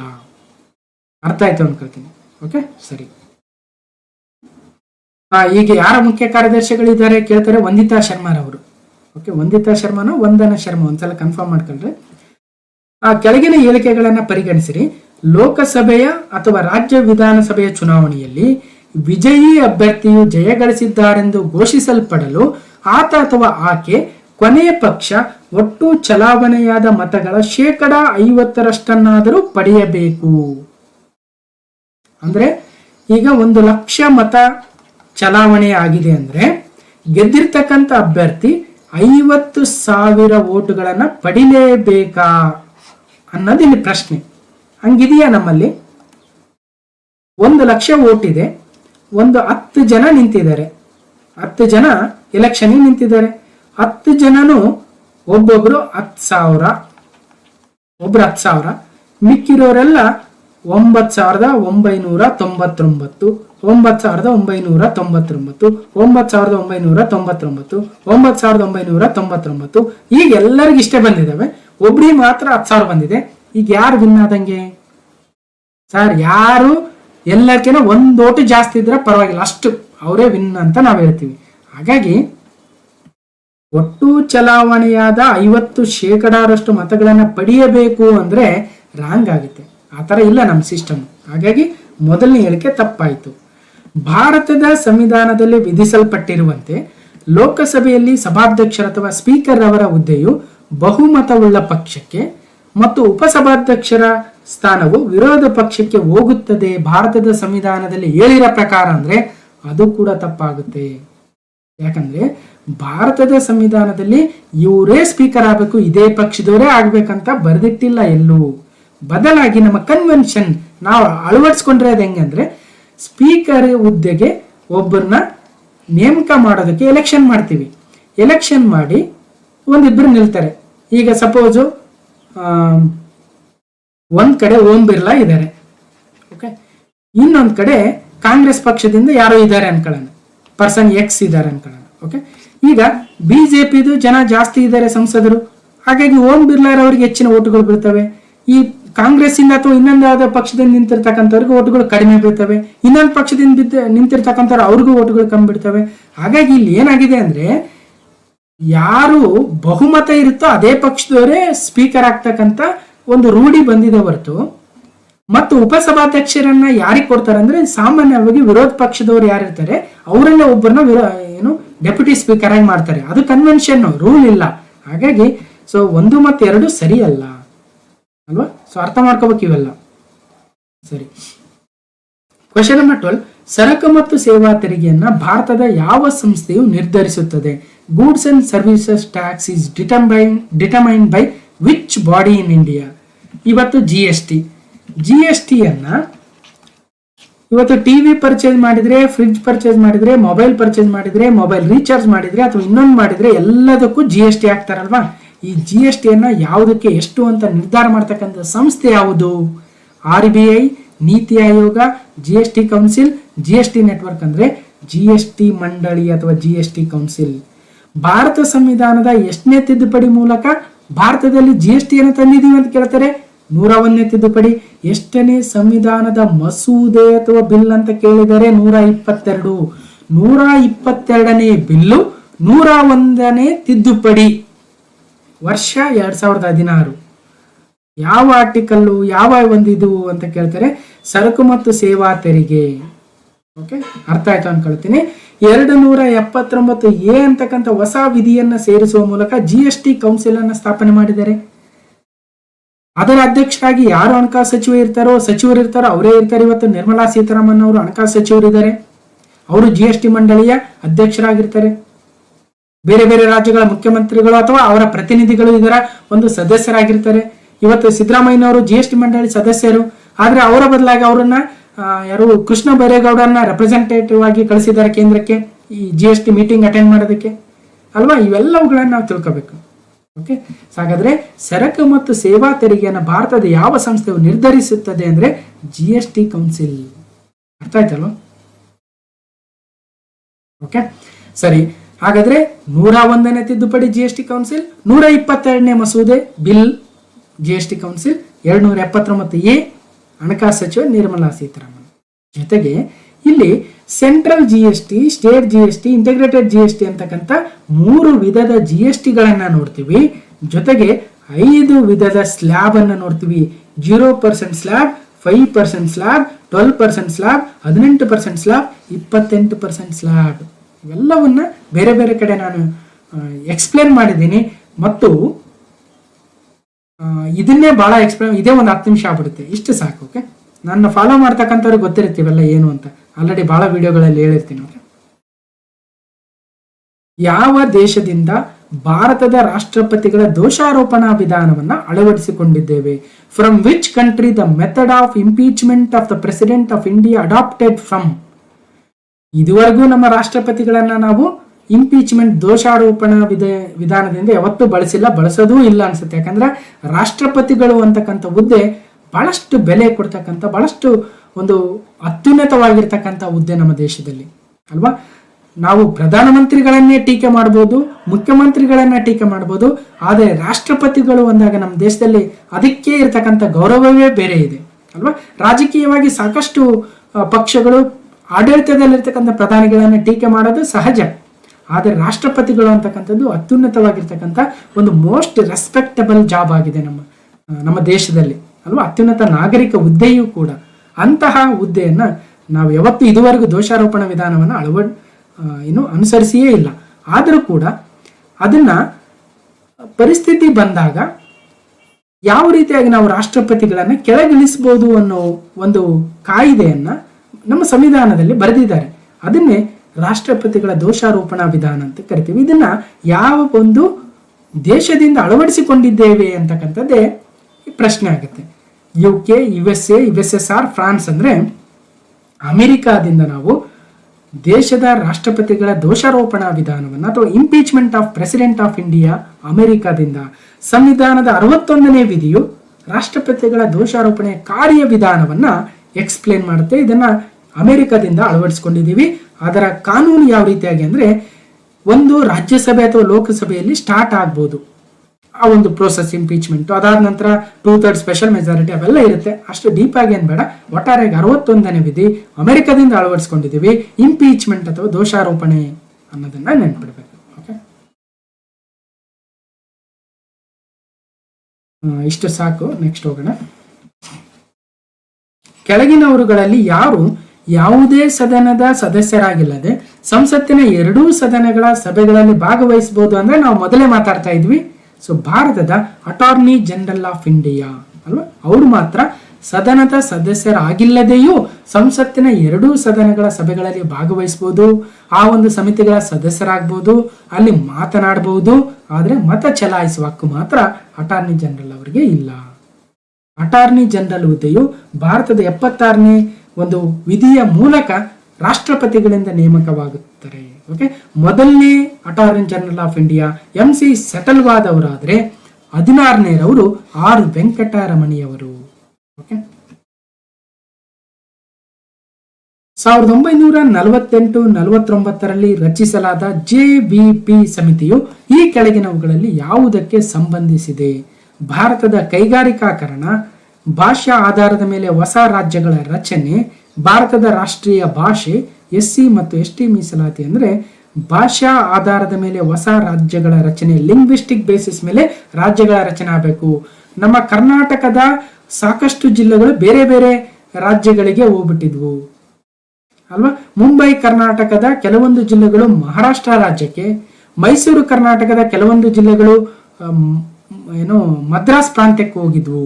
ಹೀಗೆ ಎಲ್ಲೆಲ್ಲಿ ಕನ್ನಡ ಮಾತಾಡ್ತಾರೋ ಅದೆಲ್ಲವನ್ನ ಕರ್ನಾಟಕ, ಎಲ್ಲಿ ತೆಲುಗು ಮಾತಾಡ್ತಾರೋ ಅದೆಲ್ಲವನ್ನ ಆಂಧ್ರ ಪ್ರದೇಶ, ಎಲ್ಲಿ ತಮಿಳು ಮಾತಾಡ್ತಾರೋ ಅದನ್ನ ತಮಿಳುನಾಡು, ಎಲ್ಲಿ ಮಲಯಾಳಂ ಮಾತಾಡ್ತಾರೋ ಅದನ್ನ ಕೇರಳ.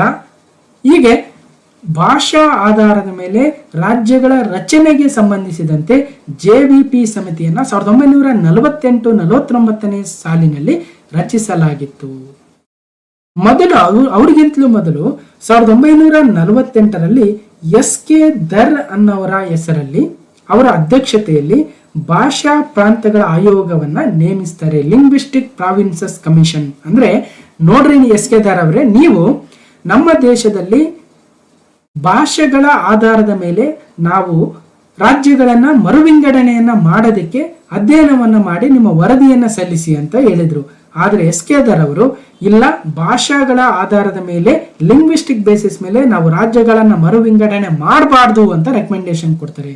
ಬದಲಾಗಿ ಆಡಳಿತಾತ್ಮಕ ದೃಷ್ಟಿಯಿಂದ ಬೇಕಾದ್ರೆ ಬದಲಾವಣೆ ಮಾಡ್ಕೊಳ್ಳಿ, ಜಿಯೋಗ್ರಫಿಕಲ್ ಕಂಟಿನ್ಯೂಟಿ ಮೇಲೆ ಬೇಕಾದ್ರೆ, ಫೈನಾನ್ಸಿಯಲ್ ಸೆಲ್ಫ್ ರಿಲಯನ್ಸ್ ಮೇಲೆ, ಪೊಟೆನ್ಷಿಯಲ್ ಫಾರ್ ಡೆವಲಪ್ಮೆಂಟ್ ಮೇಲೆ ಮಾತ್ರ ನೀವು ರಾಜ್ಯಗಳ ಮರುವಿಂಗಡಣೆ ಮಾಡಿ, ಆದ್ರೆ ಭಾಷೆಗಳ ಮೇಲೆ ಬೇಡವೇ ಬೇಡ ಅಂತ ಹೇಳಿದ್ರು.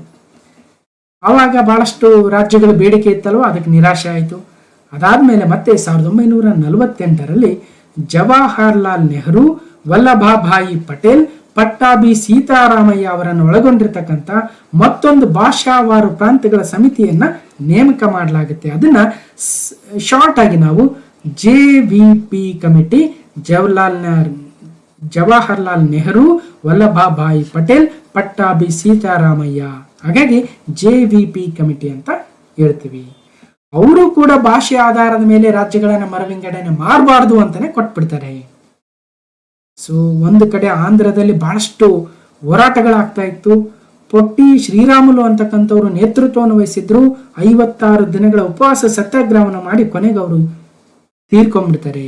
ಹೀಗೆ ಪೊಟ್ಟಿ ಶ್ರೀರಾಮುಲು ಅವರ ಸಾವಿನ ನಂತರ ಆಂಧ್ರ ಪ್ರದೇಶದಲ್ಲಿ ಸಾಕಷ್ಟು ಹೋರಾಟಗಳು, ಪ್ರತ್ಯೇಕ ಭಾಷಾವಾರು ರಾಜ್ಯದ ರಚನೆಗೆ ತೀವ್ರವಾಗಿರ್ತಕ್ಕಂಥ ಚಳವಳಿಗಳು ಆರಂಭವಾಗ್ತವೆ.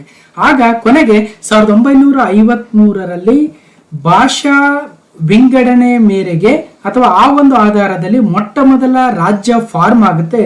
ಅದೇ ಆಂಧ್ರ ಪ್ರದೇಶವಾಗುತ್ತೆ. Formed the first linguistic state known as a state of Andhra ಅಂತ. ಸೊ ಹೀಗೆ ಮದ್ರಾಸ್ ರಾಜ್ಯದಿಂದ ತೆಲುಗು ಮಾತನಾಡುವ ಪ್ರದೇಶಗಳನ್ನ ಹಿಂತೆಗೆದುಕೊಂಡು ಹೊಸ ರಾಜ್ಯ ರಚನೆ ಆಗುತ್ತೆ. ಅದೇ Andhra Pradesh, the first linguistic state ಅಲ್ವಾ. ಸೊ ಹೀಗೆ ಸೊ ಅದಾದ ನಂತರ ಮತ್ತೆ ಇನ್ನೊಂದು ಕಮಿಟಿ ರಚನೆ ಆಗುತ್ತೆ. ಅದೇ ಫಜಲ್ ಅಲಿ ಕಮಿಷನ್ ಅಲ್ವಾ. ಫಜಲ್ ಅಲಿ ಕಮಿಷನ್ ಅವರ ನೇತೃತ್ವದಲ್ಲಿ ಫಜಲ್ ಅಲಿ ಕಮಿಷನ್ ಮತ್ತು ಇಬ್ಬರು ಮೆಂಬರ್ ಯಾರಂತ ಕೇಳ್ತಾರೆ, KM ಪಣಿಕ್ಕರ್ ಮತ್ತು HN ಕುಂಜರೂರ್ ಅವರು. ಇವರು 1953ರಲ್ಲಿ ಅಪಾಯಿಂಟ್ ಆಗ್ತಾರೆ. ನಂತರ 1955ರಲ್ಲಿ ತಮ್ಮ ವರದಿಯನ್ನ ಸಲ್ಲಿಸ್ತಾರೆ. ಇವರು ಹೇಳಿರ್ತಕ್ಕಂಥ ವರದಿಯಲ್ಲಿ ಲಿಂಗ್ವಿಸ್ಟಿಕ್ ಬೇಸಿಸ್ ಮೇಲೆ ನಾವು ಅಂದ್ರೆ ಭಾಷಾವಾರು ರಾಜ್ಯಗಳ ಮರುವಿಂಗಡಣೆಯನ್ನ ಮಾಡಬಹುದು ಅಂತ ಫಜಲ್ ಅಲಿ ಕಮಿಷನ್ ಹೇಳುತ್ತೆ. ಆದ್ರೆ ಇಲ್ಲಿ ಒಂದು ಭಾಷೆ ಒಂದು ರಾಜ್ಯ ಅಂತಕ್ಕಂಥ ಕಾನ್ಸೆಪ್ಟ್ ಅನ್ನು ಮಾತ್ರ ಇವರು ಬೇಡ ಅಂತ ಹೇಳ್ತಾರೆ. ಓಕೆ. ಸೊ ಅದಾದ ನಂತರ ಬೇರೆ 1956ರಲ್ಲಿ ರಾಜ್ಯಗಳ ಮರುವಿಂಗಡಣಾ ಕಾಯ್ದೆ ಜಾರಿಗೆ ಬರುತ್ತೆ.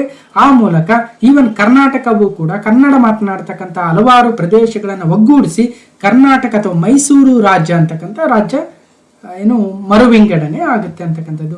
ಹೀಗೆ ಸಾಕಷ್ಟು ಇಲ್ಲೇನು ಗಮನಿಸಬೇಕು ಅಂದ್ರೆ, ಒಂದು ಕೇಳಿರ್ತಕ್ಕಂಥ ಪ್ರಶ್ನೆ 1948-49ರಲ್ಲಿ ರಚಿಸಲಾಗಿರ್ತಕ್ಕಂಥ JVP ಸಮಿತಿಯು ಯಾವುದಕ್ಕೆ ಸಂಬಂಧಿಸಿದೆ ಅಂದಾಗ ಭಾಷಾ ಆಧಾರದ ಮೇಲೆ ಹೊಸ ರಾಜ್ಯಗಳ ರಚನೆ. ಅದೇ ತರ SK ಧಾರ್ ಕಮಿಟಿ ಫಸ್ಟ್ ಬರುತ್ತೆ, ಅದಾದ ನಂತರ JVP ಸಮಿತಿ, ಅದಾದ ನಂತರ ಫಜಲ್ ಅಲಿ ಕಮಿಷನ್ ಮತ್ತು ಅದರ ಸದಸ್ಯರು ಯಾರು ಅನ್ನೋದನ್ನು ಕೂಡ ಗಮನಿಸಬೇಕು. ಓಕೆ. ನಂತರ ಕ್ವಶನ್ ನಂಬರ್ 16 ಅಲ್ಲಿ ಏನ್ ಹೇಳ್ತಾರೆ. So again very very important. So 26ನೇ ಜನವರಿ 1950ರಂದು ಭಾರತದ ಸಂವಿಧಾನ ಜಾರಿಗೆ ಬಂದಾಗ ಭಾರತದ ಸಾಂವಿಧಾನಿಕ ಸ್ಥಿತಿ ಹೇಗಿತ್ತು, ಭಾರತ ರಾಜ್ಯವನ್ನು ಏನಂತ ಕರಿತಾ ಇದ್ರು ಅಲ್ವಾ. ಸೊ ಸೆಕ್ಯುಲರ್ ರಿಪಬ್ಲಿಕ್ ಅಂದ್ರೆ ಇಲ್ಲಿ ಒಂದು ಗಮನಿಸಬೇಕು, 1976 42ನೇ ಸಂವಿಧಾನದ ತಿದ್ದುಪಡಿ ಅಂದ್ರೆ ನಾವು ಮಿನಿ ಕಾನ್ಸ್ಟಿಟ್ಯೂಷನ್ ಅಥವಾ ಮಿನಿ ಸಂವಿಧಾನ ಏನಂತ ಕರಿತೀವಿ. ಅವಾಗ ಭಾರತದ ಭಾರತದ ಸಂವಿಧಾನದ ಪ್ರಿಯಂಬಲ್ ಅಥವಾ ಪೀಠಿಕೆಗೆ 3 ಪದಗಳನ್ನ ಸೇರಿಸ್ತೀವಿ. ಮೊದಲನೇದು ಸೋಷಿಯಲಿಸ್ಟ್, ಎರಡನೇದು ಸೆಕ್ಯುಲರ್, ಮೂರನೇದು ಇಂಟೆಗ್ರಿಟಿ. ನಾವು ಕನ್ನಡದಲ್ಲಿ ಸೋಷಿಯಲಿಸ್ಟ್ ಅಂದ್ರೆ ಸಮಾಜವಾದ ಅಥವಾ ಸಮಾಜವಾದಿ, ಸೆಕ್ಯುಲರ್ ಅಂದ್ರೆ ಜಾತ್ಯತೀತ, ಇಂಟೆಗ್ರಿಟಿ ಅಂದ್ರೆ ಸಮಗ್ರ. ಹೀಗೆ ಸೋಷಿಯಲಿಸ್ಟ್, ಸೆಕ್ಯುಲರ್, ಇಂಟೆಗ್ರಿಟಿ ಅಂತಕ್ಕಂಥ ಪದಗಳನ್ನ ಪೀಠಿಕೆಗೆ ಸೇರಿಸಿದಿವಲ್ವಾ, ಆ ಪದಗಳು ಇಲ್ಲಿದ್ರೆ ತಪ್ಪಾಗುತ್ತೆ. ಯಾಕಂದ್ರೆ 1950ರಲ್ಲಿ ಅವು ಇರ್ಲಿಲ್ಲ ಅಲ್ವಾ. ಸೊ ಸೆಕ್ಯುಲರ್ ಅನ್ನೋದು ಕೊಟ್ಬಿಟ್ಟಿದ್ದಾರೆ, ಹಾಗಾದ್ರೆ ಎ ಆಪ್ಷನ್ ತಪ್ಪು. Socialist, secular, democratic republic, again socialist secular ಬಂದ್ಬಿಟ್ಟಿದಾವೆ, ಬಿ ತಪ್ಪು. ಎ ಸೋವರಿನ್ ಡೆಮೊಕ್ರೆಟಿಕ್ ರಿಪಬ್ಲಿಕ್, ಇಲ್ಲಿ ನೋಡಿ ಸೋಷಿಯಲಿಸ್ಟು ಇಲ್ಲ, ಸೆಕ್ಯುಲರ್ ಇಲ್ಲ, ಇಂಟೆಗ್ರಿಟಿನೂ ಇಲ್ಲ, ಹಾಗಾದ್ರೆ ಸಿ ಸರಿ. ಸೊ 4ನೇದು sovereign, socialist, secular, democratic republic, ಸಾರ್ವಭೌಮ, ಸಮಾಜವಾದಿ, ಜಾತ್ಯತೀತ, ಪ್ರಜಾಪ್ರಭುತ್ವ, ಗಣರಾಜ್ಯ ಅಂದ್ರೆ ಡಿ ತಪ್ಪಾಗುತ್ತೆ. ಹಾಗಾಗಿ 26 ಜನವರಿ 1950ರಂದು ನಮ್ಮ ಭಾರತದ ಸಂವಿಧಾನ ಜಾರಿಗೆ ಬಂದಾಗ ಅದೊಂದು ಸಾರ್ವಭೌಮ ಪ್ರಜಾಪ್ರಭುತ್ವ ಗಣರಾಜ್ಯವಾಗಿತ್ತು. ಸರಿನಾ. ಸೊ ಅದಾದ ನಂತರ 1976 42ನೇ ಸಂವಿಧಾನದ ತಿದ್ದುಪಡಿ ಮೂಲಕ ಭಾರತದ ಪ್ರಿಯಂಬಲ್ ಅಥವಾ ಪೀಠಿಕೆಗೆ ಸಮಾಜವಾದಿ ಅಂದ್ರೆ ಸೋಷಿಯಲಿಸ್ಟ್, ಜಾತ್ಯತೀತ ಅಂದ್ರೆ ಸೆಕ್ಯುಲರ್, ಸಮಗ್ರತೆ ಅಂದ್ರೆ ಇಂಟೆಗ್ರಿಟಿ ಅಂತಕ್ಕಂಥ 3 ಹೊಸ ಪದಗಳನ್ನ ನಮ್ಮ ಪ್ರಿಯಂಬಲ್ಗೆ ಪೀಠಿಕೆಗೆ ಸೇರಿಸಿದ್ವಿ. ಜೊತೆಗೆ 7ನೇ ಶೆಡ್ಯೂಲ್ ಅಲ್ಲಿ ರಾಜ್ಯ ಪಟ್ಟಿಯಿಂದ 5 ವಿಷಯಗಳನ್ನು ಸಮವರ್ತಿ ಪಟ್ಟಿಗೂ ಕೂಡ ವರ್ಗಾಯಿಸಲಾಯಿತು. ಜೊತೆಗೆ 51ನೇ ಆರ್ಟಿಕಲ್ 51A ಸೇರಿಸುವ ಮೂಲಕ ಒಟ್ಟು 10 ಫಂಡಮೆಂಟಲ್ ಡ್ಯೂಟೀಸ್ ಅಥವಾ ಮೂಲಭೂತ ಕರ್ತವ್ಯಗಳನ್ನು ಸೇರಿಸಲಾಯಿತು. ಹೀಗೆ 42ನೇ ಸಂವಿಧಾನ ತಿದ್ದುಪಡಿಯನ್ನ ಮಿನಿ ಕಾನ್ಸ್ಟಿಟ್ಯೂಷನ್ ಅಂತೀವಿ. ಸಾಕಷ್ಟು ಚೇಂಜಸ್ಗಳಾಯಿತು ಇಂದಿರಾ ಗಾಂಧಿ ಕಾಲದಲ್ಲಿ ಅಲ್ವಾ. ಸೊ ಒಟ್ಟಾರೆಯಾಗಿ ಇಲ್ಲಿ ಏನ್ ಕೇಳಿದ್ದಾರೆ ಅಂದ್ರೆ 26ನೇ ಜನವರಿ 1950ರಂದು ಭಾರತದ ಸಂವಿಧಾನ ಜಾರಿಗೆ ಬಂದಾಗ ಸಂವಿಧಾನವು ಒಂದು ಸಾರ್ವಭೌಮ ಪ್ರಜಾಪ್ರಭುತ್ವ ಗಣರಾಜ್ಯವಾಗಿತ್ತು. ಎ ಸಾವರಿನ್ ಡೆಮೊಕ್ರಾಟಿಕ್ ರಿಪಬ್ಲಿಕ್ ಅಂತ ಕರಿಬೇಕು. ಓಕೆ, ಇವಾಗ ಏನಿದೆ ಅಂತ ಕೇಳಿದ್ರೆ a sovereign socialist secular democratic republic, ಸಾರ್ವಭೌಮ ಸಮಾಜವಾದಿ ಜಾತ್ಯತೀತ ಪ್ರಜಾಪ್ರಭುತ್ವ ಗಣರಾಜ್ಯವಾಗಿದೆ ಅಲ್ವಾ. ಹೀಗೆ ಇನ್ನು 17ನೇ ಪ್ರಶ್ನೆಯಲ್ಲಿ ರಿಟ್ಗಳನ್ನ ನೀಡುವ ಹೈಕೋರ್ಟ್ನ ಅಧಿಕಾರವು ಈ ಕೆಳಗಿನ ಯಾವ ವಿಧಿಯ ಅಡಿಯಲ್ಲಿ ಬರುತ್ತದೆ? ರಿಟ್ಗಳು ಅಂದಾಗ ಗಮನಿಸಬೇಕು, ಇಲ್ಲಿ 5 ರೀತಿಯ ರಿಟ್ಗಳನ್ನ ಹೊರಡಿಸಬಹುದು. ಯಾರು ಹೊರಡಿಸಬಹುದು? ಒಂದು ಭಾರತದ ಸರ್ವೋಚ್ಚ ನ್ಯಾಯಾಲಯ ಸುಪ್ರೀಂ ಕೋರ್ಟು, ಎರಡನೇದು ಉಚ್ಚ ನ್ಯಾಯಾಲಯ ಅಥವಾ ಹೈಕೋರ್ಟ್ ಕೂಡ ರಿಟ್ಗಳನ್ನ ಹೊರಡಿಸಬಹುದು. ಇಲ್ಲಿ ಹೈಕೋರ್ಟು ಯಾವ ವಿಧಿಯ ಅಡಿಯಲ್ಲಿ ಅಂತ ಪ್ರಶ್ನೆ ಬಂದಿರತಕ್ಕಂಥದ್ದು. ಹೈಕೋರ್ಟು ಆರ್ಟಿಕಲ್ 226 ಅಡಿಯಲ್ಲಿ ರಿಟ್ಗಳನ್ನು ಹೊರಡಿಸಬಹುದು. ಸುಪ್ರೀಂ ಕೋರ್ಟು 32ನೇ ವಿಧಿಯ ಅಡಿಯಲ್ಲಿ 32. ಸುಪ್ರೀಂ ಕೋರ್ಟ್ ಅಂದ್ರೆ ಆರ್ಟಿಕಲ್ 32, ಹೈಕೋರ್ಟ್ ಅಂದ್ರೆ ಆರ್ಟಿಕಲ್ 226. ಹಾಗಾದ್ರೆ ರಿಟ್ಗಳನ್ನ ನೀಡುವ ಹೈಕೋರ್ಟ್ನ ಅಧಿಕಾರವು ಈ ಕೆಳಗಿನ ಯಾವ ಲೇಖನದ ಅಡಿಯಲ್ಲಿ ಬರುತ್ತದೆ? So article 226. ಯಾವ್ಯಾವ ರಿಟ್ಗಳು? ಎಬಿಎಸ್ ಕಾರ್ಪಸ್, ಮ್ಯಾಂಡಮಸ್, ಪ್ರೊಹಿಬಿಷನ್, ಸೆಟಿಯೋರಿರಿ ಅಥವಾ ಶರ್ಷಿಯೋರಿರಿ, ಕೋ ವ್ಯಾರೆಂಟೋ. ಓಕೆ, 5 ರಿಟ್ಗಳು ಆಲ್ರೆಡಿ ನೋಡಿದ್ವಿ. ಆರ್ಟಿಕಲ್ 226 ಮೂಲಭೂತ ಹಕ್ಕುಗಳ ಜಾರಿಗಾಗಿ ಎಲ್ಲ ರೀತಿಯ ನಿರ್ದೇಶನಗಳು, ಆದೇಶಗಳು, ರಿಟ್ಗಳನ್ನು ಹೊರಡಿಸಲು ಉಚ್ಚ ನ್ಯಾಯಾಲಯದಲ್ಲಿ ಮೂಲ ಅಧಿಕಾರವನ್ನು ಹೊಂದಿದೆ. ಆರ್ಟಿಕಲ್ 32 ಪ್ರಕಾರ ಮೂಲಭೂತ ಹಕ್ಕುಗಳ ಉಲ್ಲಂಘನೆಯ ಸಂದರ್ಭದಲ್ಲಿ ಮಾತ್ರ 32ನೇ ವಿಧಿಯನ್ನು ಅನ್ವಯಿಸಬಹುದು. ಯಾವುದು? Supreme court. Okay, supreme court article 32, high court article 226, 5 ರಿಟ್ಗಳು. ಅದಕ್ಕೋಸ್ಕರ ಮೂಲಭೂತ ಹಕ್ಕುಗಳನ್ನ, ಫಂಡಮೆಂಟಲ್ ರೈಟ್ಸ್ ನ ಕಾಪಾಡಬೇಕು ಅಂದ್ರೆ ಸುಪ್ರೀಂ ಕೋರ್ಟೇ ಕಾಪಾಡೋದು ಅಲ್ವಾ. ಅದಕ್ಕೋಸ್ಕರ ನಮ್ಮ ಸಂವಿಧಾನದ ಕರ್ತೃ, ಸಂವಿಧಾನ ಶಿಲ್ಪಿ ಡಾಕ್ಟರ್ BR ಅಂಬೇಡ್ಕರ್ ಅವರು 32ನೇ ವಿಧಿಯನ್ನ ಸಂವಿಧಾನದ ಆತ್ಮ ಮತ್ತು ಹೃದಯ ಅಂತ ಕರೆದಿದ್ದಾರೆ. The soul and heart of the constitution ಯಾವುದು ಅಂತ ಬಹಳಷ್ಟು ಎಕ್ಸಾಮ್ ಅಲ್ಲಿ ಕೇಳ್ತಾರೆ. ಆರ್ಟಿಕಲ್ 32.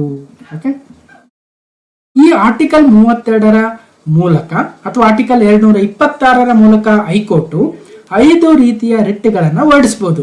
ಒಂದು ಎಬಿಎಸ್ ಕಾರ್ಪಸ್ ಅಂದ್ರೆ ಬಂದಿ ಪ್ರತ್ಯಕ್ಷೀಕರಣ, ಎರಡನೇದು ಮ್ಯಾಂಡಮಸ್ ಅಂದ್ರೆ ಪರಮಾದೇಶ, ಮೂರನೇದು ಪ್ರೊಹಿಬಿಷನ್ ಅಂದ್ರೆ ಪ್ರತಿಬಂಧಕಾಜ್ಞೆ, ನಾಲ್ಕನೇದು ಸೆಟಿಯೋರಿರಿ ಅಂದ್ರೆ ಉತ್ಪ್ರೇಕ್ಷಣಾ ಲೇಖ, ಐದನೇದು ಕೋ ವಾರಂಟೋ. ಹೀಗೆ 5 ವಿಶೇಷಾಜ್ಞೆಗಳನ್ನ ರಿಟ್ಗಳನ್ನ ಹೊರಡಿಸಬಹುದು. ಓಕೆ, ಯಾವ್ಯಾವು ಅಂದ್ರೆ ಕೇವಲ ಸುಪ್ರೀಂ ಕೋರ್ಟ್ ಮತ್ತು ಹೈಕೋರ್ಟ್ಗಳು ನಮ್ಮ ಭಾರತದಲ್ಲಿ ಅನ್ನೋದನ್ನ ತಿಳ್ಕೋಬೇಕು. ಸರಿನಾ? ಓಕೆ, ಇನ್ನು ರಾಜ್ಯದ ಮುಖ್ಯಮಂತ್ರಿ ಆಗುವುದಕ್ಕೆ ಕನಿಷ್ಠ ವಯಸ್ಸು ಎಷ್ಟಿರ್ಬೇಕು ಅಲ್ವಾ? ಈಗ ಒಬ್ಬ MLA ಆಗ್ಬೇಕು ಅಂದ್ರೆ 25 ವರ್ಷ ಮಿನಿಮಮ್ ಇರಬೇಕು ಅಂತ ಈಗ ತಾನೇ ನೋಡಿದ್ವಿ. 25 ವರ್ಷಕ್ಕೆ ನೀವು ಯಾರಾದ್ರೂ MLA ಆಗ್ಬಿಟ್ರೆ ನೀವು ಮುಖ್ಯಮಂತ್ರಿಯೂ ಕೂಡ ಆಗ್ಬೋದು. ಆದ್ರೆ ನಿಮ್ಮ ಪಕ್ಷದ ಬೇರೆ ಬೇರೆ MLAಗಳು ಒಪ್ಕೋಬೇಕು. ಅಂದ್ರೆ ಲೆಜಿಸ್ಲೇಟಿವ್ ಲೀಡರ್, ಶಾಸಕಾಂಗದ ನಾಯಕರಾಗಬೇಕು. ಅವಾಗ ಮಾತ್ರ ಮುಖ್ಯಮಂತ್ರಿ ಆಗೋದಕ್ಕೆ ಸಾಧ್ಯ. ಓಕೆ, ಇರ್ಲಿ. ಭಾರತದ ಪ್ರಜೆ ಆಗಿರ್ಬೇಕು. ಓಕೆ, ರಾಜ್ಯ ವಿಧಾನಸಭೆ ಸದಸ್ಯರಾಗಿರ್ಬೇಕು. ಓಕೆ, 25 ವರ್ಷ ಮತ್ತು ಅದಕ್ಕಿಂತ ಹೆಚ್ಚಿನ ವಯಸ್ಸನಾಗಿರ್ಬೇಕು. ಓಕೆ, ಕೆಳಗಿನವುಗಳಲ್ಲಿ ಯಾವುದು ಸತ್ಯ? ರಾಜ್ಯಪಾಲರನ್ನ ಅವರ ಅವಧಿ ಪೂರ್ಣಗೊಳ್ಳುವವರೆಗೆ ಯಾರೂ ತೆಗೆದುಹಾಕಲಾಗುವುದಿಲ್ಲ ಅಂದ್ರೆ ತಪ್ಪು. ರಾಷ್ಟ್ರಪತಿಗಳು ತಮ್ಮ ವಿವೇಚನೆಗೆ ತಕ್ಕಂತೆ ಅವರನ್ನ ಬದಲಾಯಿಸಬಹುದು, ಅದು ಅವರನ್ನ ತೆಗೆದುಹಾಕಬಹುದು ರಾಜ್ಯಪಾಲರನ್ನ ಅಲ್ವಾ. ನೋಡ್ತಾ ಇರ್ತೀವಿ ಅವಾಗ ಕರ್ನಾಟಕದ ರಾಜ್ಯಪಾಲರ ಬದಲಾವಣೆ ಆಗುತ್ತೆ ಅಥವಾ ಇನ್ನೊಂದು ಏನೋ ಆಗುತ್ತೆ, ಅವ್ರನ್ನ ಬೇರೆ ರಾಜ್ಯಕ್ಕೆ ವರ್ಗಾವಣೆ ಮಾಡಿದ್ರು, ಹೀಗೆ ನೋಡ್ತಾ ಇರ್ತೀವಲ್ಲ. ಓಕೆ, ಹಾಗಾಗಿ ಇದು ತಪ್ಪು. ರಾಜ್ಯ ಶಾಸಕಾಂಗವು ರಾಜ್ಯಪಾಲರನ್ನ ದೋಷಾರೋಪಣೆ ಮಾಡುವ ಮೂಲಕ ಅಧಿಕಾರವನ್ನ ಹೊಂದಿರುತ್ತೆ ಅಂದ್ರೆ ಇಲ್ಲ, ಆ ತರದ್ದು ಇಲ್ಲ. ಸೊ ರಾಜ್ಯಪಾಲರನ್ನ ಪದಚ್ಯುತಗೊಳಿಸುವ ಅಧಿಕಾರವನ್ನು ಮುಖ್ಯಮಂತ್ರಿ ಹೊಂದಿರ್ತಾರೆ ಅಂದ್ರೆ ಇಲ್ಲ, ಬದಲಾಗಿ ಮುಖ್ಯಮಂತ್ರಿಯನ್ನು ನೇಮಕ ಮಾಡೋರೇ ರಾಜ್ಯಪಾಲರು. ಓಕೆ, ಸರಿ. ಇನ್ನು ಡಿ ಇದೆ ಅಲ್ವಾ, ಭಾರತದ ರಾಷ್ಟ್ರಪತಿಗಳು ರಾಜ್ಯಪಾಲರನ್ನ ತೆಗೆದುಹಾಕುವ ಅಧಿಕಾರವನ್ನು ಹೊಂದಿರ್ತಾರೆ ಅಂದ್ರೆ ಹೌದು, ಸುಪ್ರೀಂ ಅಧಿಕಾರ ರಾಷ್ಟ್ರಪತಿಗಳ ಹತ್ರನೇ ಇರುತ್ತೆ. ರಾಜ್ಯಪಾಲರನ್ನ ಚೇಂಜ್ ಮಾಡ್ಬೋದು, ತೆಗೆದುಹಾಕ್ಬೋದು, ಬೇರೆ ರಾಜ್ಯಕ್ಕೆ ವರ್ಗಾವಣೆ ಮಾಡ್ಬೋದು ಅಲ್ವಾ. ಓಕೆ ಸರಿ, 5 ವರ್ಷ ಜನರಲ್ ಆಗಿ 5 ವರ್ಷ ಇರುತ್ತೆ. ಬಟ್ ರಾಷ್ಟ್ರಪತಿಗಳ ಒಂದು ವಿವೇಚನಾಧಿಕಾರಕ್ಕೆ ಬಿಟ್ಟಿರ್ತಾರೆ. ಓಕೆ, ಭಾರತದ ಸಂಸತ್ತು ಯಾವುದನ್ನ ಒಳಗೊಂಡಿದೆ ಅಂತ ಕೇಳಿದ್ದಾರೆ 2021 ಸಿವಿಲ್ ಪಿಸಿಲಿ. ಸೊ ಲೋಕಸಭೆ, ರಾಜ್ಯಸಭೆ ಮತ್ತು ರಾಷ್ಟ್ರಪತಿಗಳನ್ನ ಒಳಗೊಂಡಿದೆ. ಇದು ಕಾಮನ್ ಪ್ರಶ್ನೆ. ಓಕೆ, ಇನ್ನು ಕರ್ನಾಟಕದ ಮಾಹಿತಿ ಆಯೋಗವನ್ನು ಯಾವುದರ ಅಡಿಯಲ್ಲಿ ಸ್ಥಾಪಿಸಲಾಗಿದೆ ಅಂದ್ರೆ ಮಾಹಿತಿ ಹಕ್ಕು ಕಾಯ್ದೆ, ರೈಟ್ ಟು ಇನ್ಫಾರ್ಮೇಶನ್ ಆಕ್ಟ್ 2005 ಯಾವಾಗ ತಂದ್ರು ಅಂತ ಕೇಳ್ತಾರೆ. RTI, right to information act 2005 ತಂದ್ರು ಅನ್ನೋದನ್ನ ನೆನ್ಪಿಡ್ಬೇಕು. ಓಕೆ ಸರಿ, ಆ ಒಂದು ರೈಟ್ ಟು ಇನ್ಫಾರ್ಮೇಶನ್ ಆಕ್ಟ್ ಪ್ರಕಾರ ಆಯಾ ರಾಜ್ಯಗಳಲ್ಲಿ ಸ್ಟೇಟ್ ಇನ್ಫಾರ್ಮೇಶನ್ ಕಮಿಷನ್ಸ್ ಇರ್ತವೆ. ಸೊ ನಮ್ಮ ಕರ್ನಾಟಕ ಮಾಹಿತಿ ಆಯೋಗ ಇದೆ, ಅದರ ಅಧ್ಯಕ್ಷರಾಗಿ ಇವತ್ತು NC ಶ್ರೀನಿವಾಸ್ ಅವರು ಇದ್ದಾರೆ. ಅದೇ ತರ ಸೆಂಟ್ರಲ್ ಅಲ್ಲಿ ಒಬ್ರು ಸೆಂಟ್ರಲ್ ಇನ್ಫಾರ್ಮೇಶನ್ ಕಮಿಷನ್ ಅಂತ ಇರುತ್ತೆ ಅಲ್ವಾ, CIC, ಅದಕ್ಕೊಬ್ಬ ಕಮಿಷನರ್ ಇರ್ತಾರೆ, ಅದು ಕೂಡ ತಿಳ್ಕೊಬೇಕು. ಓಕೆ, ಇನ್ನು ರಾಜ್ಯಸಭೆ ಅಧ್ಯಕ್ಷರು ಯಾರು ಉಪರಾಷ್ಟ್ರಪತಿಗಳಾಗಿರ್ತಾರೋ ಅವರೇ ಮೇಲ್ಮನೆ ಅಥವಾ ರಾಜ್ಯಸಭೆ ಅಧ್ಯಕ್ಷರು ಕೂಡ ಆಗಿರ್ತಾರೆ ಅಂತ ಬಹಳ ಸಲ ಹೇಳಿದ್ದೀನಿ ಆಲ್ರೆಡಿ. ಭಾರತದ ಉಪರಾಷ್ಟ್ರಪತಿಗಳಾಗಿರ್ತಕ್ಕಂಥ vice president of India Jagdeep Dhankhar ಅವರು ಇವತ್ತು ರಾಜ್ಯಸಭೆ ಅಧ್ಯಕ್ಷರು ಕೂಡ ಆಗಿರ್ತಾರೆ. ಇದೊಂದು ಶಾಶ್ವತ ಸದನವಾಗುತ್ತೆ. ಸದಸ್ಯರು 6 ವರ್ಷಗಳ ಅಧಿಕಾರಾವಧಿಯನ್ನು ಹೊಂದಿರ್ತಾರೆ ಮತ್ತು 1/3 ಪ್ರತಿ 2 ವರ್ಷಗಳಿಗೊಮ್ಮೆ ಅವರ ಅಧಿಕಾರಾವಧಿ ಚೇಂಜ್ ಆಗ್ತಾ ಹೋಗುತ್ತೆ. ಓಕೆ, ಇನ್ನು ಮೊದಲ ಉಪರಾಷ್ಟ್ರಪತಿಗಳು ಡಾಕ್ಟರ್ ಸರ್ವೇಪಲ್ಲಿ ರಾಧಾಕೃಷ್ಣನ್ ಅವರು. ಈಗ ಮೋಸ್ಟ್ಲಿ 14ನೇರವರು ಜಗದೀಪ್ ಧನ್ಕರ್ ಅವರು. 1 2 3 4 5 6 7 8 9 10 11 12 13 14ನೇರವರು ಕರೆಕ್ಟ್. ಭಾರತದ ಸಂವಿಧಾನವನ್ನ ಇದರ ಅಡಿಯಲ್ಲಿ ತಿದ್ದುಪಡಿಯನ್ನ ಮಾಡಬಹುದು. ಅಂದ್ರೆ ಕಾನ್ಸ್ಟಿಟ್ಯೂಷನಲ್ ಅಮೆಂಡ್ಮೆಂಟ್ ಯಾವುದರ ಮೂಲಕ ಅಂದ್ರೆ ಆರ್ಟಿಕಲ್ 368 ಮೂಲಕ ಸಂವಿಧಾನದ ತಿದ್ದುಪಡಿಯನ್ನು ಮಾಡಬಹುದು ಅಲ್ವಾ. ಅದಕ್ಕೆ ಆಗಿರ್ತಕ್ಕಂಥ ಪ್ರೊಸೀಜರ್ ಇದೆ. ಬಿಲ್ ಅನ್ನ ನಾವು ಬೇಕಾದ್ರೆ ಲೋಕಸಭೆ, ರಾಜ್ಯಸಭೆಯಲ್ಲಿ ಮಂಡನೆ ಮಾಡಬಹುದು. ಅದಾದ ನಂತರ ವೋಟಿಂಗ್ ಆಗುತ್ತೆ. ಹೀಗೆ ಅದಕ್ಕೆ ಬೇಕಾಗಿರ್ತಕ್ಕಂಥ ಸ್ಪೆಷಲ್ ಮೆಜಾರಿಟಿನ ಅಥವಾ special majority with half of the states okay ಅನ್ಬೇಕಾ, ಅದಕ್ಕೆ ತಕ್ಕಂತೆ ಸರಳ ಬಹುಮತನ, ಹೀಗೆ ಸಂವಿಧಾನದ ತಿದ್ದುಪಡಿಯನ್ನು ಮಾಡೋದಕ್ಕೆ ಆರ್ಟಿಕಲ್ 368 ಹೇಳಲಾಗಿದೆ. ಕೆಳಗಿನವುಗಳಲ್ಲಿ ಯಾವುದೋ ಒಂದು ಸಾಂವಿಧಾನಿಕ ಸಂಸ್ಥೆ ಅಲ್ಲ, ಕಾನ್ಸ್ಟಿಟ್ಯೂಷನಲ್ ಬಾಡಿ ಅಲ್ಲ. ಇಲ್ಲಿ 3 ರೀತಿಯ ಸಂಸ್ಥೆಗಳನ್ನ ನಮ್ಮ ದೇಶದಲ್ಲಿ ಕಾಣಬಹುದು. ಒಂದು ಸಾಂವಿಧಾನಿಕ ಸಂಸ್ಥೆ ಅಂದ್ರೆ ಇದನ್ನ ಕಾನ್ಸ್ಟಿಟ್ಯೂಷನಲ್ ಬಾಡಿ ಅಂತ ಕರಿತೀವಿ. ಓಕೆ, ಎರಡನೇ ರೀತಿಯ ಸಂಸ್ಥೆ ಸ್ಟ್ಯಾಟ್ಯೂಟರಿ ಬಾಡಿ ಅಥವಾ ಶಾಸನಾತ್ಮಕ ಸಂಸ್ಥೆ ಅಂತ ಕರಿತೀವಿ, ಶಾಸನಾತ್ಮಕ ಸಂಸ್ಥೆ. ಅದೇ ರೀತಿಯಾಗಿ ಮೂರನೇ ರೀತಿಯ ಸಂಸ್ಥೆ ಎಕ್ಸಿಕ್ಯೂಟಿವ್ ಬಾಡೀಸ್ ಅಥವಾ ಕಾರ್ಯನಿರ್ವಾಹಕ ಸಂಸ್ಥೆಗಳು ಅಂತೀವಿ. ಈಗ ನೀತಿ ಆಯೋಗವನ್ನ ತೆಗೆದುಕೊಳ್ಳೋಣ.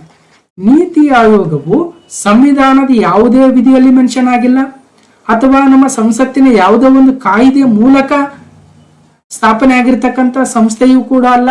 ಬದಲಾಗಿ ಸರ್ಕಾರವು ತನಗೆ ತನ್ನ ನೀತಿ ನಿರೂಪಣೆಗಳ ಬೇಕಾಗಿರ್ತಕ್ಕಂಥ ಒಂದು ಸಂಸ್ಥೆಯನ್ನ ಸ್ಥಾಪಿಸಿಕೊಂಡಿದೆ, ಅದೇ ನೀತಿ ಆಯೋಗವಾಗುತ್ತೆ.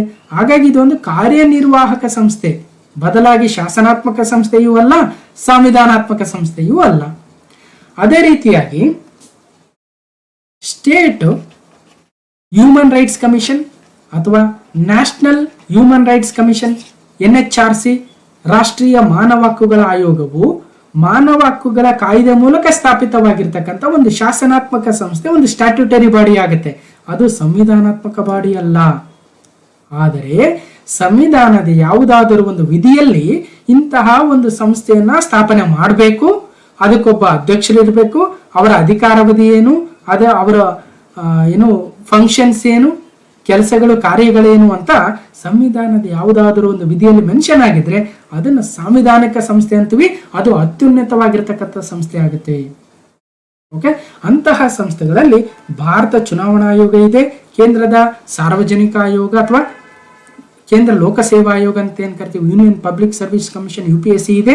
ಅದೇ ರೀತಿಯಾಗಿ CAG, AG, ಎಲೆಕ್ಷನ್ ಕಮಿಷನ್ನು ಅಥವಾ SC/ST ಕಮಿಷನ್ನು ಅಥವಾ OBC ಕಮಿಷನ್ನು, ಇವೆಲ್ಲವೂ ಸಾಂವಿಧಾನಿಕ ಸಂಸ್ಥೆಗಳಾಗ್ತವೆ.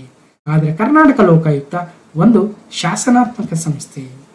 ಓಕೆ, ಹೀಗೆ ಒಂದು ಲಿಸ್ಟ್ ಅನ್ನು ನೋಡೋದಾದ್ರೆ ಲೋಕಪಾಲ ಕೂಡ ಒಂದು ಶಾಸನಾತ್ಮಕ ಸಂಸ್ಥೆ ಆಗುತ್ತೆ, ಸ್ಟ್ಯಾಟ್ಯೂಟರಿ ಬಾಡಿ. ಓಕೆ, ಈಗ ಪ್ರದೀಪ್ ಕುಮಾರ್ ಮೊಹಂತಿರವರು ಲೋಕಪಾಲರಾಗಿದ್ದಾರೆ.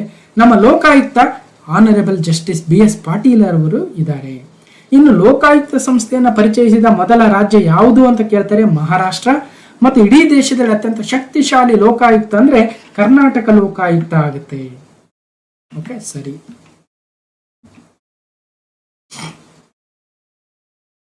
ಇನ್ನು ಸಾಂವಿಧಾನಿಕ ಸಂಸ್ಥೆಗಳು ಯಾವ್ಯಾವ ಅಂತ ಒಂದು ಪಟ್ಟಿಯನ್ನು ನೋಡೋದಾದ್ರೆ, election commission, UPSC, state public service commission, ಹಣಕಾಸು ಆಯೋಗ, national commission for scheduled caste, scheduled tribes, OBCs, special officer for linguistic minorities, CAG, AG, ಸ್ಟೇಟಲ್ಲಿ ಇರ್ತಕ್ಕಂಥ AG ಅಡ್ವೊಕೇಟ್ ಜನರಲ್ಲು, ಅವರೆಲ್ಲರೂ ಸಾಂವಿಧಾನಿಕ ಸಂಸ್ಥೆಗಳಾಗ್ತಾರೆ. ಓಕೆ, ಇನ್ನು ನಾನ್ ಕಾನ್ಸ್ಟಿಟ್ಯೂಷನಲ್ ಬಾಡೀಸ್ ಅಂದ್ರೆ ಪ್ಲಾನಿಂಗ್ ಕಮಿಷನ್ ಅಥವಾ ಇವತ್ತು ನೀತಿ ಆಯೋಗ, NDC ಅಥವಾ national development commission, national human rights commission ಅಂದ್ರೆ NHRC ರಾಷ್ಟ್ರೀಯ ಮಾನವ ಹಕ್ಕುಗಳ ಆಯೋಗ, ರಾಜ್ಯ ಮಾನವ ಹಕ್ಕುಗಳ ಆಯೋಗ, ಕೇಂದ್ರ ಮಾಹಿತಿ ಆಯೋಗ, ರಾಜ್ಯ ಮಾಹಿತಿ ಆಯೋಗ, ಕೇಂದ್ರ ಜಾಗೃತಿ ದಳ, CBI, ಲೋಕಪಾಲ, ಲೋಕಾಯುಕ್ತಗಳು ಇವೆಲ್ಲವೂ ಸಂಸತ್ತಿನ ಒಂದು ಕಾಯ್ದೆ ಮೂಲಕ ಸ್ಥಾಪನೆ ಆಗಿರ್ತಕ್ಕಂಥವು. ಈ ಕಡೆ ಇರ್ತಕ್ಕಂಥ UPSC, SPS, election commission, CAG, AG ಇವುಗಳೆಲ್ಲವೂ ಸಂವಿಧಾನದ ಮೂಲಕ ಸ್ಥಾಪನೆ ಆಗಿರ್ತಕ್ಕಂಥ ಸಾಂವಿಧಾನಿಕ ಸಂಸ್ಥೆಗಳಾಗ್ತವೆ. ಓಕೆ, ಸಾಮಾನ್ಯವಾಗಿ IPC ಎಂದು ಕರೆಯುವುದನ್ನು ಕಾನೂನಿ ಭಾಷೆಯಲ್ಲಿ ಏನೆಂದು ಕರೆಯಲಾಗುತ್ತದೆ ಅಂದ್ರೆ ಇಂಡಿಯನ್ ಪೆನಾಲ್ ಕೋಡ್, IPC. ಇದು 1860ರಲ್ಲಿ ತಂದಿರತಕ್ಕಂಥ ಬ್ರಿಟಿಷ್ ಕಾಲದ ಕಾಯ್ದೆ ಆಗುತ್ತೆ. ಈ ಮೂಲಕ ಭಾರತದಲ್ಲಿ ಯಾವ್ಯಾವ ರೀತಿಯ ಶಿಕ್ಷೆಯನ್ನ ಕೊಡಬೇಕು ಅಂತ ಇದರಲ್ಲಿ ಬರೆದಿದ್ದಾರೆ. ಬಟ್ ಇದನ್ನ ತಿದ್ದುಪಡಿ ಮಾಡೋದಕ್ಕೆ ಇವತ್ತು ಇತ್ತೀಚೆಗೆ ಕೇಂದ್ರದ ಗೃಹ ಸಚಿವರಾಗಿರ್ತಕ್ಕಂಥ ಅಮಿತ್ ಶಾ ಅವರು 3 ಕಾಯ್ದೆಗಳನ್ನ ಮಂಡನೆ ಮಾಡಿದ್ದಾರೆ, 3 ಬಿಲ್ಗಳನ್ನ, 3 ಮಸೂದೆಗಳನ್ನ. ಸೊ ಇಂಡಿಯನ್ ಪೆನಾಲ್ ಕೋಡ್ IPC 1860ರಲ್ಲಿ ಏನ್ ತಂದಿದ್ರು ಅದನ್ನ ಬದಲಾಯಿಸಲು ಇವತ್ತು ಭಾರತೀಯ ನ್ಯಾಯ ಸಂಹಿತಾ ಬಿಲ್ 2023 ತಂದಿದ್ದಾರೆ. So code of criminal procedure CRPC 1973 ಬದಲಾವಣೆಗಾಗಿ ಭಾರತೀಯ ನಾಗರಿಕ ಸುರಕ್ಷಾ ಸಂಹಿತೆ 2023 ತಂದಿದ್ದಾರೆ. ಇಂಡಿಯನ್ ಎವಿಡೆನ್ಸ್ ಆಕ್ಟ್ ಅನ್ನ 1872ರಲ್ಲಿ ಬ್ರಿಟಿಷ್ ಕಾಲದಲ್ಲಿ ಏನ್ ತಂದಿದ್ರು ಅದನ್ನ ಬದಲಾಯಿಸಲು ಇವತ್ತು ಭಾರತೀಯ ಸಾಕ್ಷ್ಯ ಬಿಲ್ 2023 ತರ್ತಾ ಇದ್ದಾರೆ. ಸೊ ಹಾಗಾಗಿ ಇಂಡಿಯನ್ ಪೆನಾಲ್ ಕೋಡ್ ಇನ್ ಮುಂದೆ ಇರೋದಿಲ್ಲ, ಬದಲಾಗಿ ಅದನ್ನ ಭಾರತೀಯ ನ್ಯಾಯ ಸಂಹಿತಾ ಬಿಲ್ ಅಂತ ಕರೀತಾರೆ, ಗಮನಿಸಬೇಕು. ಓಕೆ, ಇದೆಲ್ಲ update, current affairs update. Okay, ಸಂಸತ್ತಿನ ಜಂಟಿ ಅಧಿವೇಶನವನ್ನ ಯಾರಿಂದ ಕರೆಯಲಾಗುತ್ತದೆ? Joint session of the parliament summoned by, so ರಾಷ್ಟ್ರಪತಿಗಳಿಂದ. ಓಕೆ, ಸಂಸತ್ತಿನ ಜಂಟಿ ಅಧಿವೇಶನವನ್ನ ಭಾರತದ ರಾಷ್ಟ್ರಪತಿಗಳು ಆರ್ಟಿಕಲ್ 108 ಮೂಲಕ ಕರೀತಾರೆ. ಅದನ್ನ ಲೋಕಸಭೆಯ ಸ್ಪೀಕರ್ ಅಥವಾ ಅವರ ಅನುಪಸ್ಥಿತಿಯಲ್ಲಿ, ಉಪಸ್ಪೀಕರ್ ಅಥವಾ ಅವರ ಅನುಪಸ್ಥಿತಿಯಲ್ಲಿ ರಾಜ್ಯಸಭೆಯ ಉಪಾಧ್ಯಕ್ಷರಾಗಿರ್ತಾರೆ, ಅವರು ಅಧ್ಯಕ್ಷತೆಯನ್ನು ವಹಿಸಿಕೊಂಡು ಜಂಟಿ ಅಧಿವೇಶನವನ್ನ ಇದು ಮಾಡ್ತಾರೆ.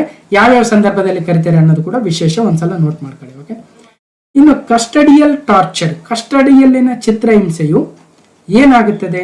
ಮಾನವ ಹಕ್ಕುಗಳ ಉಲ್ಲಂಘನೆ ಮತ್ತು ಅಪರಾಧದ ಒಂದು ರೂಪ, ವಿಚಾರಣೆಯ ಕಾನೂನಿನ ಮಾರ್ಗ ಮತ್ತು ಅಪರಾಧವಲ್ಲ, ಸಮಾಜ ವಿರೋಧಿ ಅಂಶಗಳ ವಿರುದ್ಧ ಬಳಸಿದಾಗ ಅಪರಾಧವಲ್ಲ, ಮಾನವ ಹಕ್ಕುಗಳ ಉಲ್ಲಂಘನೆ ಆದರೆ ಅಪರಾಧವಲ್ಲ. ಅಂದ್ರೆ ಸರಿಯಾದ ಉತ್ತರ A ಆಗುತ್ತೆ. ಅಂದ್ರೆ ಈಗ ಯಾರನ್ನೋ ಕಸ್ಟಡಿ ತೆಗೆದುಕೊಂಡಿರ್ತಾರೆ, ಅವ್ರಿಗೆ ಚಿತ್ರಹಿಂಸೆ ಕೊಟ್ಟರೆ ಅದು ಮಾನವ ಹಕ್ಕುಗಳ ಉಲ್ಲಂಘನೆ ಆಗುತ್ತೆ, ಹ್ಯೂಮನ್ ರೈಟ್ಸ್ ವೈಲೇಷನ್ ಆಗುತ್ತೆ ಮತ್ತು ಒಂದು ಅಫೆನ್ಸ್ ಕೂಡ ಅದು. ಹಾಗಾಗಿ ಪೊಲೀಸ್ ಜಾಬ್ಗೆ ಸೇರ್ತಕ್ಕಂಥವ್ರು ಇಂಥವುಗಳನ್ನೆಲ್ಲ ತಿಳ್ಕೋಬೇಕು. ಓಕೆ,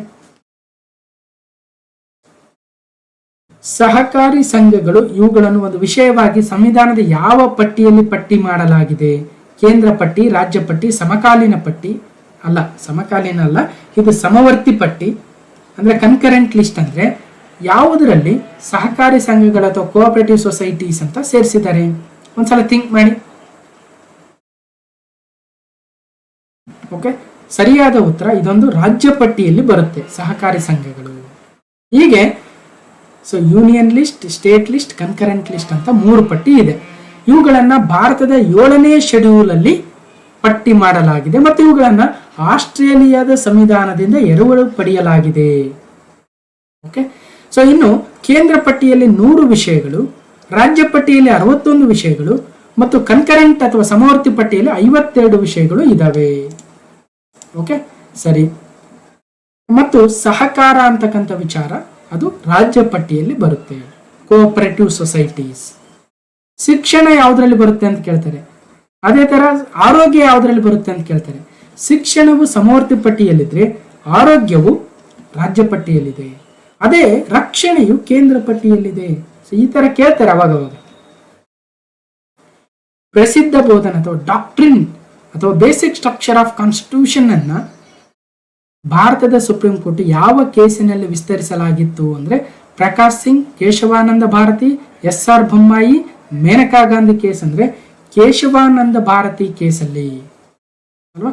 ಕೇಶವಾನಂದ ಭಾರತಿ ಕೇಸಲ್ಲಿ ಸೊ ಬೇಸಿಕ್ ಸ್ಟ್ರಕ್ಚರು ಅಥವಾ ನಮ್ಮ ಕಾನ್ಸ್ಟಿಟ್ಯೂಷನ್ ನ ಬೇಸಿಕ್ ಸ್ಟ್ರಕ್ಚರ್ ಯಾವ ರೀತಿಯಾಗಿ ಇರಬೇಕು ಅನ್ನೋದನ್ನು ಸುಪ್ರೀಂ ಕೋರ್ಟ್ ಹೇಳಿತ್ತು. ಸೊ ಇದು ಏನಾಯ್ತು, Kerala Kesavananda Bharati versus state of Kerala case ಏನೇನಾಯಿತು, ಅಲ್ಲಿ ಭೂಮಿ ಏನಿತ್ತು, ಆನಂತರ ಅದು ಯಾಕೆ ಕೋರ್ಟ್ಗೆ ಹೋಗ್ತಾರೆ, ಅದನ್ನ ಯಾರು ಅದನ್ನ ಬಹಳ ಇಂಟ್ರೆಸ್ಟಿಂಗ್ ಆಗಿ ಮಾಡ್ತಾರೆ ಅನ್ನೋದನ್ನ ಬೇರೆ ಬೇರೆ ಕೇಸಲ್ಲಿ ನಾನು ಮಾತಾಡಿದ್ದೀನಿ. ಇಲ್ಲಿ ಸದ್ಯಕ್ಕೆ ಸಾಕು. ಐತಿಹಾಸಿಕ 73 ಮತ್ತು 74ನೇ ಅಮೆಂಡ್ಮೆಂಟ್ ಆಕ್ಟ್ ಯಾವುದಕ್ಕೆ ಸಂಬಂಧಿಸಿದೆ? 73rd and 74th ಅಮೆಂಡ್ಮೆಂಟು ಸ್ಥಳೀಯ ಸರ್ಕಾರಗಳಿಗೆ ಸಂಬಂಧಿಸಿದವೆ. 73ನೇ ಸಂವಿಧಾನದ ಪ್ರಕಾರ ಭಾರತದಲ್ಲಿ 3 ರೀತಿಯ ಗ್ರಾಮೀಣ ಸ್ಥಳೀಯ ಸರ್ಕಾರಗಳನ್ನ ಮತ್ತು 74ನೇ ಸಂವಿಧಾನದ ಪ್ರಕಾರ, ಸಂವಿಧಾನ ತಿದ್ದುಪಡಿ ಪ್ರಕಾರ ನಗರ ಪ್ರದೇಶಗಳಲ್ಲಿ 4 ರೀತಿಯ ಸ್ಥಳೀಯ ಸಂಸ್ಥೆಗಳನ್ನ ಕಾಣಬಹುದು. ಸ್ಥಳೀಯ ಸಂಸ್ಥೆಗಳು ಗ್ರಾಮೀಣ ಪ್ರದೇಶಗಳಲ್ಲಿ ಗ್ರಾಮ ಪಂಚಾಯತ್, ತಾಲೂಕ್ ಪಂಚಾಯತ್, ಜಿಲ್ಲಾ ಪಂಚಾಯತ್. ನಗರ ಸ್ಥಳೀಯ ಸಂಸ್ಥೆಗಳಂದ್ರೆ ಪಟ್ಟಣ ಪಂಚಾಯಿತಿ, ಪುರಸಭೆ, ನಗರಸಭೆ, ಮಹಾನಗರ ಪಾಲಿಕೆಗಳು. ಸೊ ಅವುಗಳೇ ಇರ್ತಕ್ಕಂಥದ್ದು 73rd and 74th amendment. Okay. ಅಗತ್ಯವಾದ ಕನಿಷ್ಠ ವಯಸ್ಸನ್ನ ಸಂಬಂಧಿಸಿದರೆ ಇವುಗಳು ಯಾವುದೂ ಸರಿ ಇಲ್ಲ. ಲೋಕಸಭೆಗೆ 25 ವರ್ಷ ಆಗಿದ್ರೆ ಸಾಕು, ನಿಲ್ಬಹುದು. ರಾಜ್ಯಸಭೆಗೆ 30 ವರ್ಷ ಅಂತ ಹೇಳ್ತಾ ಇದ್ದಾರೆ, ಸರಿ. ಉಪರಾಷ್ಟ್ರಪತಿಗಳಾಗೋದಕ್ಕೆ 30 ವರ್ಷ, ಇದು ತಪ್ಪು. ಯಾಕಂದ್ರೆ ಉಪರಾಷ್ಟ್ರಪತಿಗಳು ರಾಷ್ಟ್ರಪತಿಗಳಿಗೆ 35 ವರ್ಷ. ಸೊ ಹಾಗಾಗಿ ಸಿ ತಪ್ಪಾಗುತ್ತೆ. ಓಕೆ. ಪ್ರೆಸಿಡೆಂಟ್ 35 ವರ್ಷ ಆಗಿರಬೇಕು, ವೈಸ್ ಪ್ರೆಸಿಡೆಂಟ್ 35 ವರ್ಷ, ಪ್ರಧಾನಮಂತ್ರಿಗಳು 25 ವರ್ಷ, ಗವರ್ನರ್ 35 ವರ್ಷ, ಮುಖ್ಯಮಂತ್ರಿಗಳು 25 ವರ್ಷ, ಲೋಕಸಭೆ MP, ರಾಜ್ಯಸಭೆ MP ನೋಡಬಹುದು. ಲೋಕಸಭೆ MP 25 ವರ್ಷ, ರಾಜ್ಯಸಭೆ MP 30 ವರ್ಷ, MLA 25 ವರ್ಷ, MLC 30 ವರ್ಷ. ಓಕೆ. ಸರ್ಪಂಚ್ ಅಂದ್ರೆ ಗ್ರಾಮ ಪಂಚಾಯತ್ ಸದಸ್ಯ 21 ವರ್ಷ ಸಾಕು, ಅದೊಂದು ಗಮನಿಸಬೇಕು. ಓಕೆ. ಸರ್ಕಾರಿಯ ಕಮಿಷನ್ ಅಂದ ತಕ್ಷಣ ನಾವು ಕೇಂದ್ರ ಮತ್ತು ರಾಜ್ಯ ಸಂಬಂಧಗಳ ಬಗ್ಗೆನೇ ವಿಚಾರಿಸಬೇಕು. ಓಕೆ. ಸೊ ಕೇಂದ್ರ ಮತ್ತು ರಾಜ್ಯಗಳ ಸಂಬಂಧ ಯಾವ ತರ ಇರಬೇಕು ಅನ್ನೋ ಉದ್ದೇಶಕ್ಕಾಗಿ 1983ರಲ್ಲಿ ಸರ್ಕಾರಿಯ ಕಮಿಷನ್ ಅನ್ನ ತರ್ತಾರೆ, ಸೆಂಟರ್ ಅಂಡ್ ಸ್ಟೇಟ್ ರಿಲೇಷನ್ಸ್ ಬಗ್ಗೆ. ಓಕೆ. ಭಾರತ ಸಂವಿಧಾನದ ಯಾವ ಆರ್ಟಿಕಲ್ ಅಸ್ಪೃಶ್ಯತೆಯ ನಿರ್ಮೂಲನೆಗೆ ಸಂಬಂಧಿಸಿದೆ? ಅಬಾಲಿಷನ್ ಆಫ್ ಅನ್ಟಚಬಿಲಿಟಿ ಅಂದ್ರೆ ಆರ್ಟಿಕಲ್ 17, ವೆರಿ ವೆರಿ ಫೇಮಸ್. ಅಸ್ಪೃಶ್ಯತೆ ಎನ್ನುವುದು ಒಂದು ಸಾಮಾಜಿಕ ಪಿಡುಗಾಗಿದೆ ಅಲ್ವಾ, ಅದನ್ನು ಹೋಗಲಾಡಿಸೋದಕ್ಕೆ ಆರ್ಟಿಕಲ್ 17 ಅನ್ನ ತರ್ತಾರೆ. ಭಾರತ ಸಂವಿಧಾನದ 8ನೇ ಶೆಡ್ಯೂಲ್ ಅಲ್ಲಿ ಎಷ್ಟು ಭಾಷೆಗಳನ್ನ ಸೇರಿಸಲಾಗಿದೆ? 8ನೇ ಶೆಡ್ಯೂಲ್ ಅಲ್ಲಿ 22 ಭಾಷೆಗಳನ್ನ ಸೇರಿಸಲಾಗಿದೆ. ಯಾವ್ಯಾವ ವರ್ಷ ಯಾವ್ಯಾವ ಭಾಷೆ ಅಲ್ವಾ? ನಮ್ಮ ಕನ್ನಡ ಭಾಷೆ ಯಾವಾಗ ಸೇರಿತು, ತಮಿಳು ಭಾಷೆ ಯಾವಾಗ ಸೇರಿತು ಅಲ್ವಾ? 1950ರಲ್ಲಿ ಕರ್ನಾಟಕದ ಕನ್ನಡ ಭಾಷೆಯನ್ನು ಆರ್ಟಿಕಲ್ ಶೆಡ್ಯೂಲ್ 8ಕ್ಕೆ ಸೇರಿಸಲಾಗುತ್ತೆ. ಇವರುಗಳಲ್ಲಿ ಯಾರು ರಾಜ್ಯದ ರಾಜ್ಯಪಾಲರುಗಳನ್ನ ನೇಮಿಸುತ್ತಾರೆ? ರಾಷ್ಟ್ರಪತಿಗಳು ನೇಮಿಸ್ತಾರೆ. ಇದು ಹಿಂದೆ ಕೂಡ ನೋಡಿದ್ವಿ. ಓಕೆ. ಯಾವ ಆರ್ಟಿಕಲ್ ಮೇರೆಗೆ ಮೂಲಭೂತ ಹಕ್ಕುಗಳನ್ನು ಜಾರಿಗೊಳಿಸಲು ಅಗತ್ಯವಿರುವ ರಿಟ್ನನ್ನು ವಿತರಿಸಲು ಉಚ್ಚ ನ್ಯಾಯಾಲಯಗಳಿಗೆ ಅಧಿಕಾರವನ್ನು ನೀಡಲಾಗಿದೆ? ಆರ್ಟಿಕಲ್ 32, 226 ವೆರಿ ಇಂಪಾರ್ಟೆಂಟ್ ಅಂತ ಹೇಳ್ತಾ ಇದೆ. ಸೊ ರಿಟ್ಗಳನ್ನು ಹೊರಡಿಸಲು ಸುಪ್ರೀಂ ಕೋರ್ಟ್ಗೆ ಆರ್ಟಿಕಲ್ 32, ಹೈಕೋರ್ಟ್ಗೆ ಆರ್ಟಿಕಲ್ 226. ಹಾಗಾಗಿ ಆಪ್ಷನ್ ಸಿ, ಆಪ್ಷನ್ ಬಿ ಸರಿ. ಓಕೆ. ಯಾವ್ಯಾವ ರಿಟ್ಗಳು ಇರ್ತವೆ ಅಂತ ಹಿಂದೆ ಕೂಡ ನಾವು ಮಾತಾಡಿದ್ವಿ, ಮತ್ತೆ ಹೇಳಕ್ ಹೋಗಲ್ಲ. ಭಾರತ ಸಂವಿಧಾನದ ಪ್ರಕಾರ ಮತದಾನದ ಕನಿಷ್ಠ ವಯಸ್ಸು ಇವತ್ತು 18 ವರ್ಷ. ಹಿಂದೆ 21 ವರ್ಷ ಇತ್ತು. ನಂತರ 1988ರಲ್ಲಿ 61ನೇ ತಿದ್ದುಪಡಿ ತರುವ ಮೂಲಕ 89ರಲ್ಲಿ ಜಾರಿ ಆಯಿತು. ಓಕೆ. ಸೊ ಆರ್ಟಿಕಲ್ 326 ಅಮೆಂಡ್ಮೆಂಟ್ ಮಾಡಿ 21 ವಯಸ್ಸಿತ್ತು ಮತದಾನದ ವಯಸ್ಸು, ಅದನ್ನ 18 ವರ್ಷಕ್ಕೆ ಇಳಿಸ್ತಾರೆ. ಪ್ರಶ್ನೆ ಏನ್ ಕೇಳ್ತಾರೆ? ಯಾವ ಸಂವಿಧಾನ ತಿದ್ದುಪಡಿ ಪ್ರಕಾರ ಮತದಾನದ ವಯಸ್ಸನ್ನ 21ರಿಂದ 18ಕ್ಕೆ ಇಳಿಸಲಾಯಿತು. 61ನೇ ಸಂವಿಧಾನ ತಿದ್ದುಪಡಿ. ಯಾವ ವಿಧಿಗೆ ತಿದ್ದುಪಡಿಯನ್ನ ಮಾಡಿದ್ರು ಅಂದ್ರೆ ಆರ್ಟಿಕಲ್ 326. ಸರಿನಾ? ಓಕೆ. ಕರ್ನಾಟಕ ವಿಧಾನಸಭೆಯಲ್ಲಿ ಎಷ್ಟು ನಾಮನಿರ್ದೇಶಿತ ಸದಸ್ಯರುಗಳಿದ್ದಾರೆ ಅಂದ್ರೆ ಒಬ್ರು ಇರ್ತಾರೆ. ನಾಮನಿರ್ದೇಶಿತ ಅಂದ್ರೆ ಆಂಗ್ಲೋ ಇಂಡಿಯನ್. ಓಕೆ. ಆದ್ರೆ ಆಂಗ್ಲೋ ಇಂಡಿಯನ್ನ 2020 ಜನವರಿ 25ರಂದು ಒಂದು ತಿದ್ದುಪಡಿಯನ್ನು ತಂದು 104ನೇ ತಿದ್ದುಪಡಿ ಮೂಲಕ ಆಂಗ್ಲೋ ಇಂಡಿಯನ್ ಅನ್ನ ಕಂಟಿನ್ಯೂ ಮಾಡಲಿಲ್ಲ. ನಾಮನಿರ್ದೇಶನ ಮಾಡೋದನ್ನ ಎಕ್ಸ್ಟೆಂಡ್ ಮಾಡಲಿಲ್ಲ. ಹಾಗಾಗಿ ಇವಾಗ ನಾಮನಿರ್ದೇಶನ ಮಾಡ್ತಕ್ಕಂಥ ಅವಶ್ಯಕತೆ ಇಲ್ಲ. ಈ ಕೆಳಗಿನ ಯಾವ ಸ್ಥಳಗಳಲ್ಲಿ ಕರ್ನಾಟಕದ ಹೈಕೋರ್ಟ್ ಶಾಖೆಗಳಿದಾವೆ? ಧಾರವಾಡ, ಕಲಬುರಗಿ. ಹಾಗಾಗಿ ಇಲ್ಲಿ ಕೊಟ್ಟಿರ್ತಕ್ಕಂಥದ್ದು ಧಾರವಾಡದಲ್ಲಿ ನೋಡ್ಬೋದು. ಇದು Bengaluru. So Dharwad bench, Kalaburagi bench. Okay. ಇನ್ನು ಯಾರು ಭಾರತದ ಮೊದಲ ಕಾರ್ಯಾನ್ವಿತ ಆಕ್ಟಿಂಗ್ ಪ್ರೆಸಿಡೆಂಟ್ ಆಗಿದ್ರು ಅಂದ್ರೆ ವಿ ಗಿರಿರವರು. ವಿ ಗಿರಿರವರು ಮೊದಲ ಆಕ್ಟಿಂಗ್ ಪ್ರೆಸಿಡೆಂಟ್ ಆಗಿದ್ರು. ಸೊ ನೋಡ್ಬೋದು, ಆಕ್ಟಿಂಗ್ ಪ್ರೆಸಿಡೆಂಟ್ ವಿ ಗಿರಿ. ಭಾರತ ಸಂವಿಧಾನದಲ್ಲಿ ರಾಜ್ಯ ನೀತಿಯ ನಿರ್ದೇಶಾತ್ಮಕ ತತ್ವಗಳನ್ನ ಯಾವ ಆರ್ಟಿಕಲ್ ಅಲ್ಲಿ ನೀಡಲಾಗಿದೆ?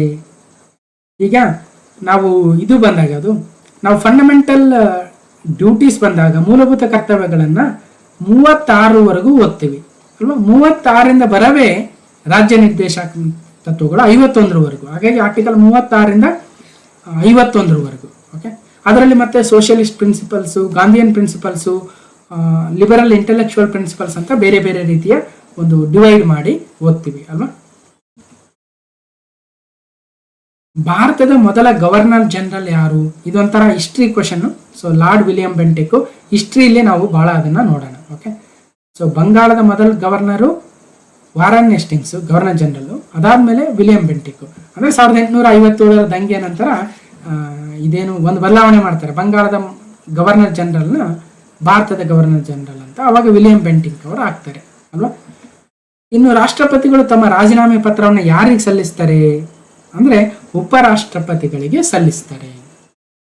ಆರ್ಟಿಕಲ್ 56(1)A ಆ ವಿಧಿಯನ್ನು ಹೇಳ್ತಾರೆ, ಯಾರಿಗೆ ರಾಜೀನಾಮೆಯನ್ನು ಸಲ್ಲಿಸಬೇಕು, ಏನು, ಒಂದು ವೇಳೆ ಉಪರಾಷ್ಟ್ರಪತಿಗಳಿಂದ ಹೋದ್ರೆ ಏನ್ ಕತೆ. ಸೊ ಅದೆಲ್ಲವನ್ನ ಹೇಳ್ತಾರೆ. ಓಕೆ. ಈಗ ಜಗದೀಪ್ ಧನ್ಕರ್ ಅವರು ಭಾರತದ 14ನೇ ಉಪರಾಷ್ಟ್ರಪತಿಗಳಾಗಿದ್ದಾರೆ. ರಾಜ್ಯಸಭೆ ಅಧ್ಯಕ್ಷರು ಕೂಡ ಯಾರು ಉಪರಾಷ್ಟ್ರಪತಿಗಳು ಇರ್ತಾರೋ ಅವರೇ ಇರ್ತಾರೆ. ಇದು ಭಾರತದ 2ನೇ ಅತ್ಯುನ್ನತ ನಾಗರಿಕ ಸಾಂವಿಧಾನಿಕ ಹುದ್ದೆ ಆಗುತ್ತೆ. ಆರ್ಟಿಕಲ್ 63 ಭಾರತಕ್ಕೆ ಉಪರಾಷ್ಟ್ರಪತಿಗಳು ಇರ್ಬೇಕಂತ ಹೇಳ್ತಾರೆ. ಸೊ ಅದೆಲ್ಲವನ್ನ ನೆನ್ಪಿಡ್ಬೇಕು. ಕೆಳಗಿನವುಗಳಲ್ಲಿ ಯಾವುದು ಮೂಲಭೂತ ಕರ್ತವ್ಯವಲ್ಲ? ಸಾರ್ವಜನಿಕ ಆಸ್ತಿಯನ್ನು ಕಾಪಾಡ್ತಕ್ಕಂಥದ್ದು, ಜನರಲ್ಲಿ ಸಹೋದರತ್ವವನ್ನು ಹರಡ್ತಕ್ಕಂಥದ್ದು, ನೈಸರ್ಗಿಕ ಪರಿಸರವನ್ನ ರಕ್ಷಿಸಿ ಸುಧಾರಿಸ್ತಕ್ಕಂಥದ್ದು, ಪೋಷಕರಿಗೆ ವಿಧೇಯಕರಾಗಿರ್ಬೋದು ಅಂತ ಮೂಲಭೂತ ಕರ್ತವ್ಯ ಅಂತ ಹೇಳಿಲ್ಲ. ಬಟ್ ಇದು ನಮ್ಮ ಸಾಮಾನ್ಯ ಕರ್ತವ್ಯವೂ ಕೂಡವಾಗುತ್ತೆ. ಓಕೆ. ಭಾರತದ ಕಂಟ್ರೋಲ್ ಅಂಡ್ ಆಡಿಟರ್ ಜನರಲ್ ಅನ್ನ ಕೆಳಗಿನ ಯಾರ ಸ್ನೇಹಿತ, ದಾರ್ಶನಿಕ ಮತ್ತು ಮಾರ್ಗದರ್ಶಿ ಅಂತ ಕರೀತಾರೆ? The estimates committee, the public accounts committee, ಸಾರ್ವಜನಿಕ ಕಾರ್ಯ ಸಮಿತಿ, ಎಲ್ಲಾ ಸಂಸದೀಯ ಸಮಿತಿ. ಅಂದ್ರೆ the public accounts committee, PAC ಅಂತ ಕರಿತೀವಲ್ವಾ, ಸಾರ್ವಜನಿಕ ಖಾತೆಗಳ ಸಮಿತಿ. ಸೊ ಅದರ ಒಂದು ಸ್ನೇಹಿತ, ಫಿಲಾಸಫರ್, ಗೈಡ್ ಅಂತ ಕರಿತೀವಿ. ಯಾಕಂದ್ರೆ CAG ಅವರು ಎಲ್ಲ ಲೆಕ್ಕ ಮಾಡಿಕೊಡ್ತಾರೆ ಅಲ್ವಾ? ಆ ಲೆಕ್ಕವನ್ನ ಪಬ್ಲಿಕ್ ಅಕೌಂಟ್ಸ್ ಕಮಿಟಿಗೆ ಸಲ್ಲಿಸ್ತಾರೆ. ಸೊ ಹಾಗಾಗಿ ಇವತ್ತು ಗಿರೀಶ್ ಚಂದ್ರ ಮುರ್ಮುರವರು ಭಾರತದ 14ನೇ ಕಂಟ್ರೋಲ್ ಜನರಲ್ ಆಗಿದ್ದಾರೆ. ಮೊದಲನೆಯವರು ವಿ ನರಹರಿ ರಾವ್ ಅವರು. ಆರ್ಟಿಕಲ್ 148 ಭಾರತ ದೇಶಕ್ಕೆ ಒಬ್ಬ controller and auditor general of India ಇರಬೇಕು ಅಂತ ಹೇಳುತ್ತೆ ಅಲ್ವಾ? ಸಂವಿಧಾನದ ಆರ್ಟಿಕಲ್ 148 CAG.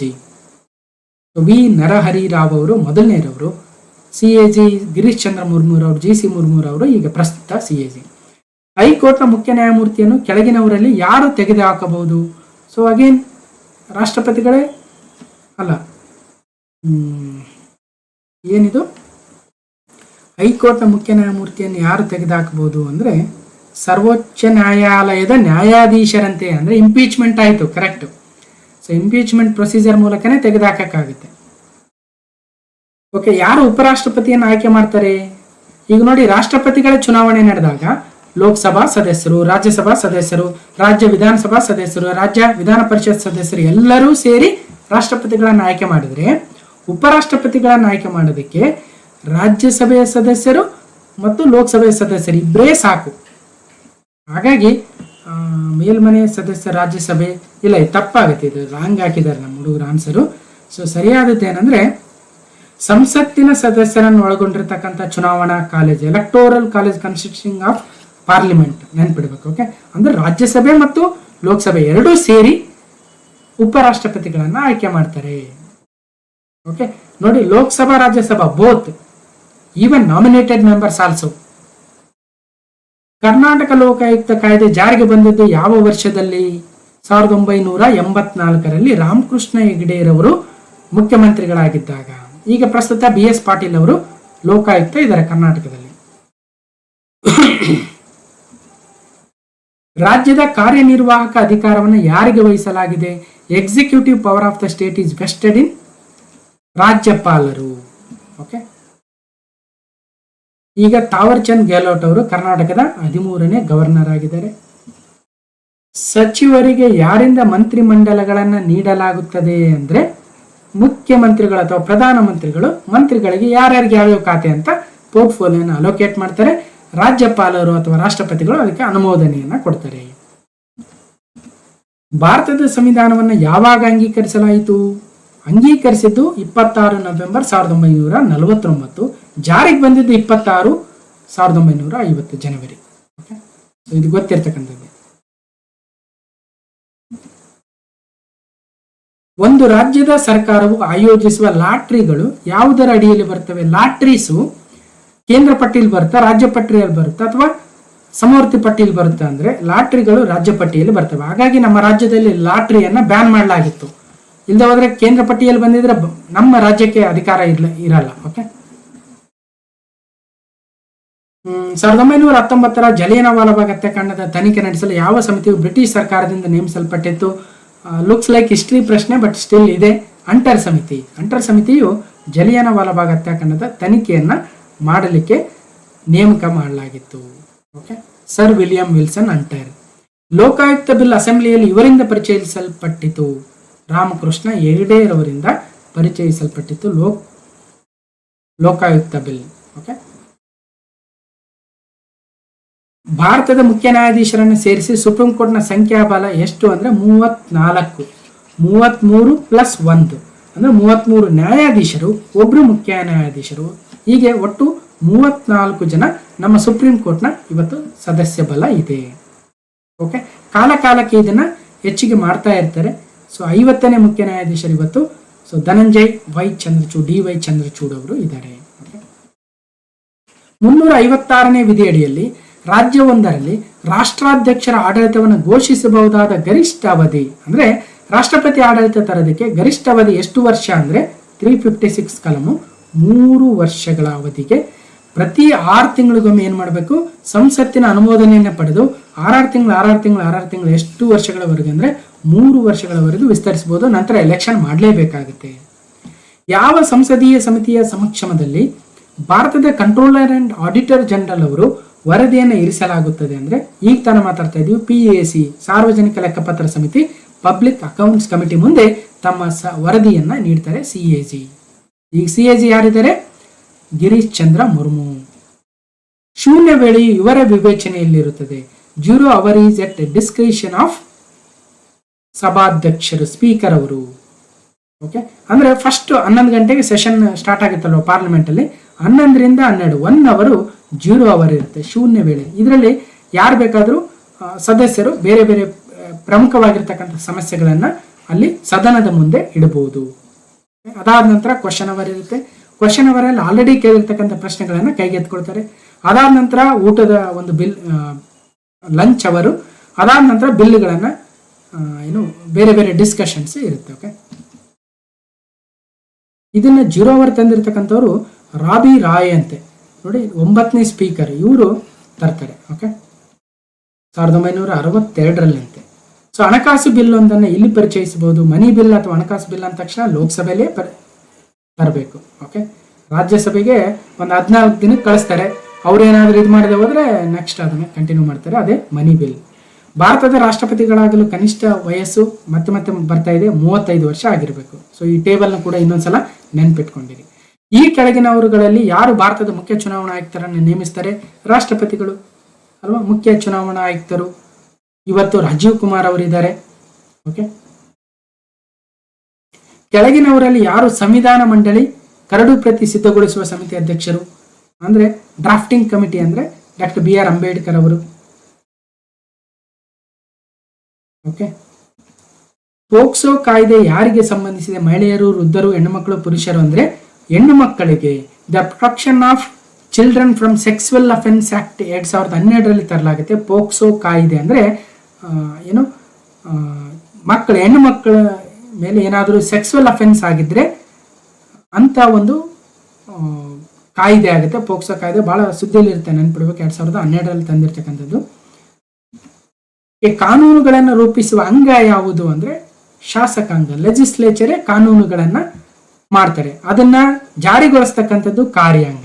ಅದು ಸರಿ ಇದೆಯಾ ಇಲ್ಲ ಅಂತ ವೆರಿಫೈ ಮಾಡ್ತಕ್ಕಂಥದ್ದು ನ್ಯಾಯಾಂಗ. ಮತ್ತು ಅದರ ಏನು ಅನುಷ್ಠಾನ ಸರಿಯಾಗಿ ಆಗಿದೆಯಾ ಇಲ್ವಾ ಅಂತಕ್ಕಂಥದ್ದನ್ನ ತೀಡಿ ಮಾಡ್ತಕ್ಕಂಥದ್ದು ಪತ್ರಿಕೋದ್ಯಮ ಅಲ್ವಾ. ಸೊ ಹೀಗೆ ಸಾಕಷ್ಟು ಅಂಗಗಳು ಇದಾವೆ.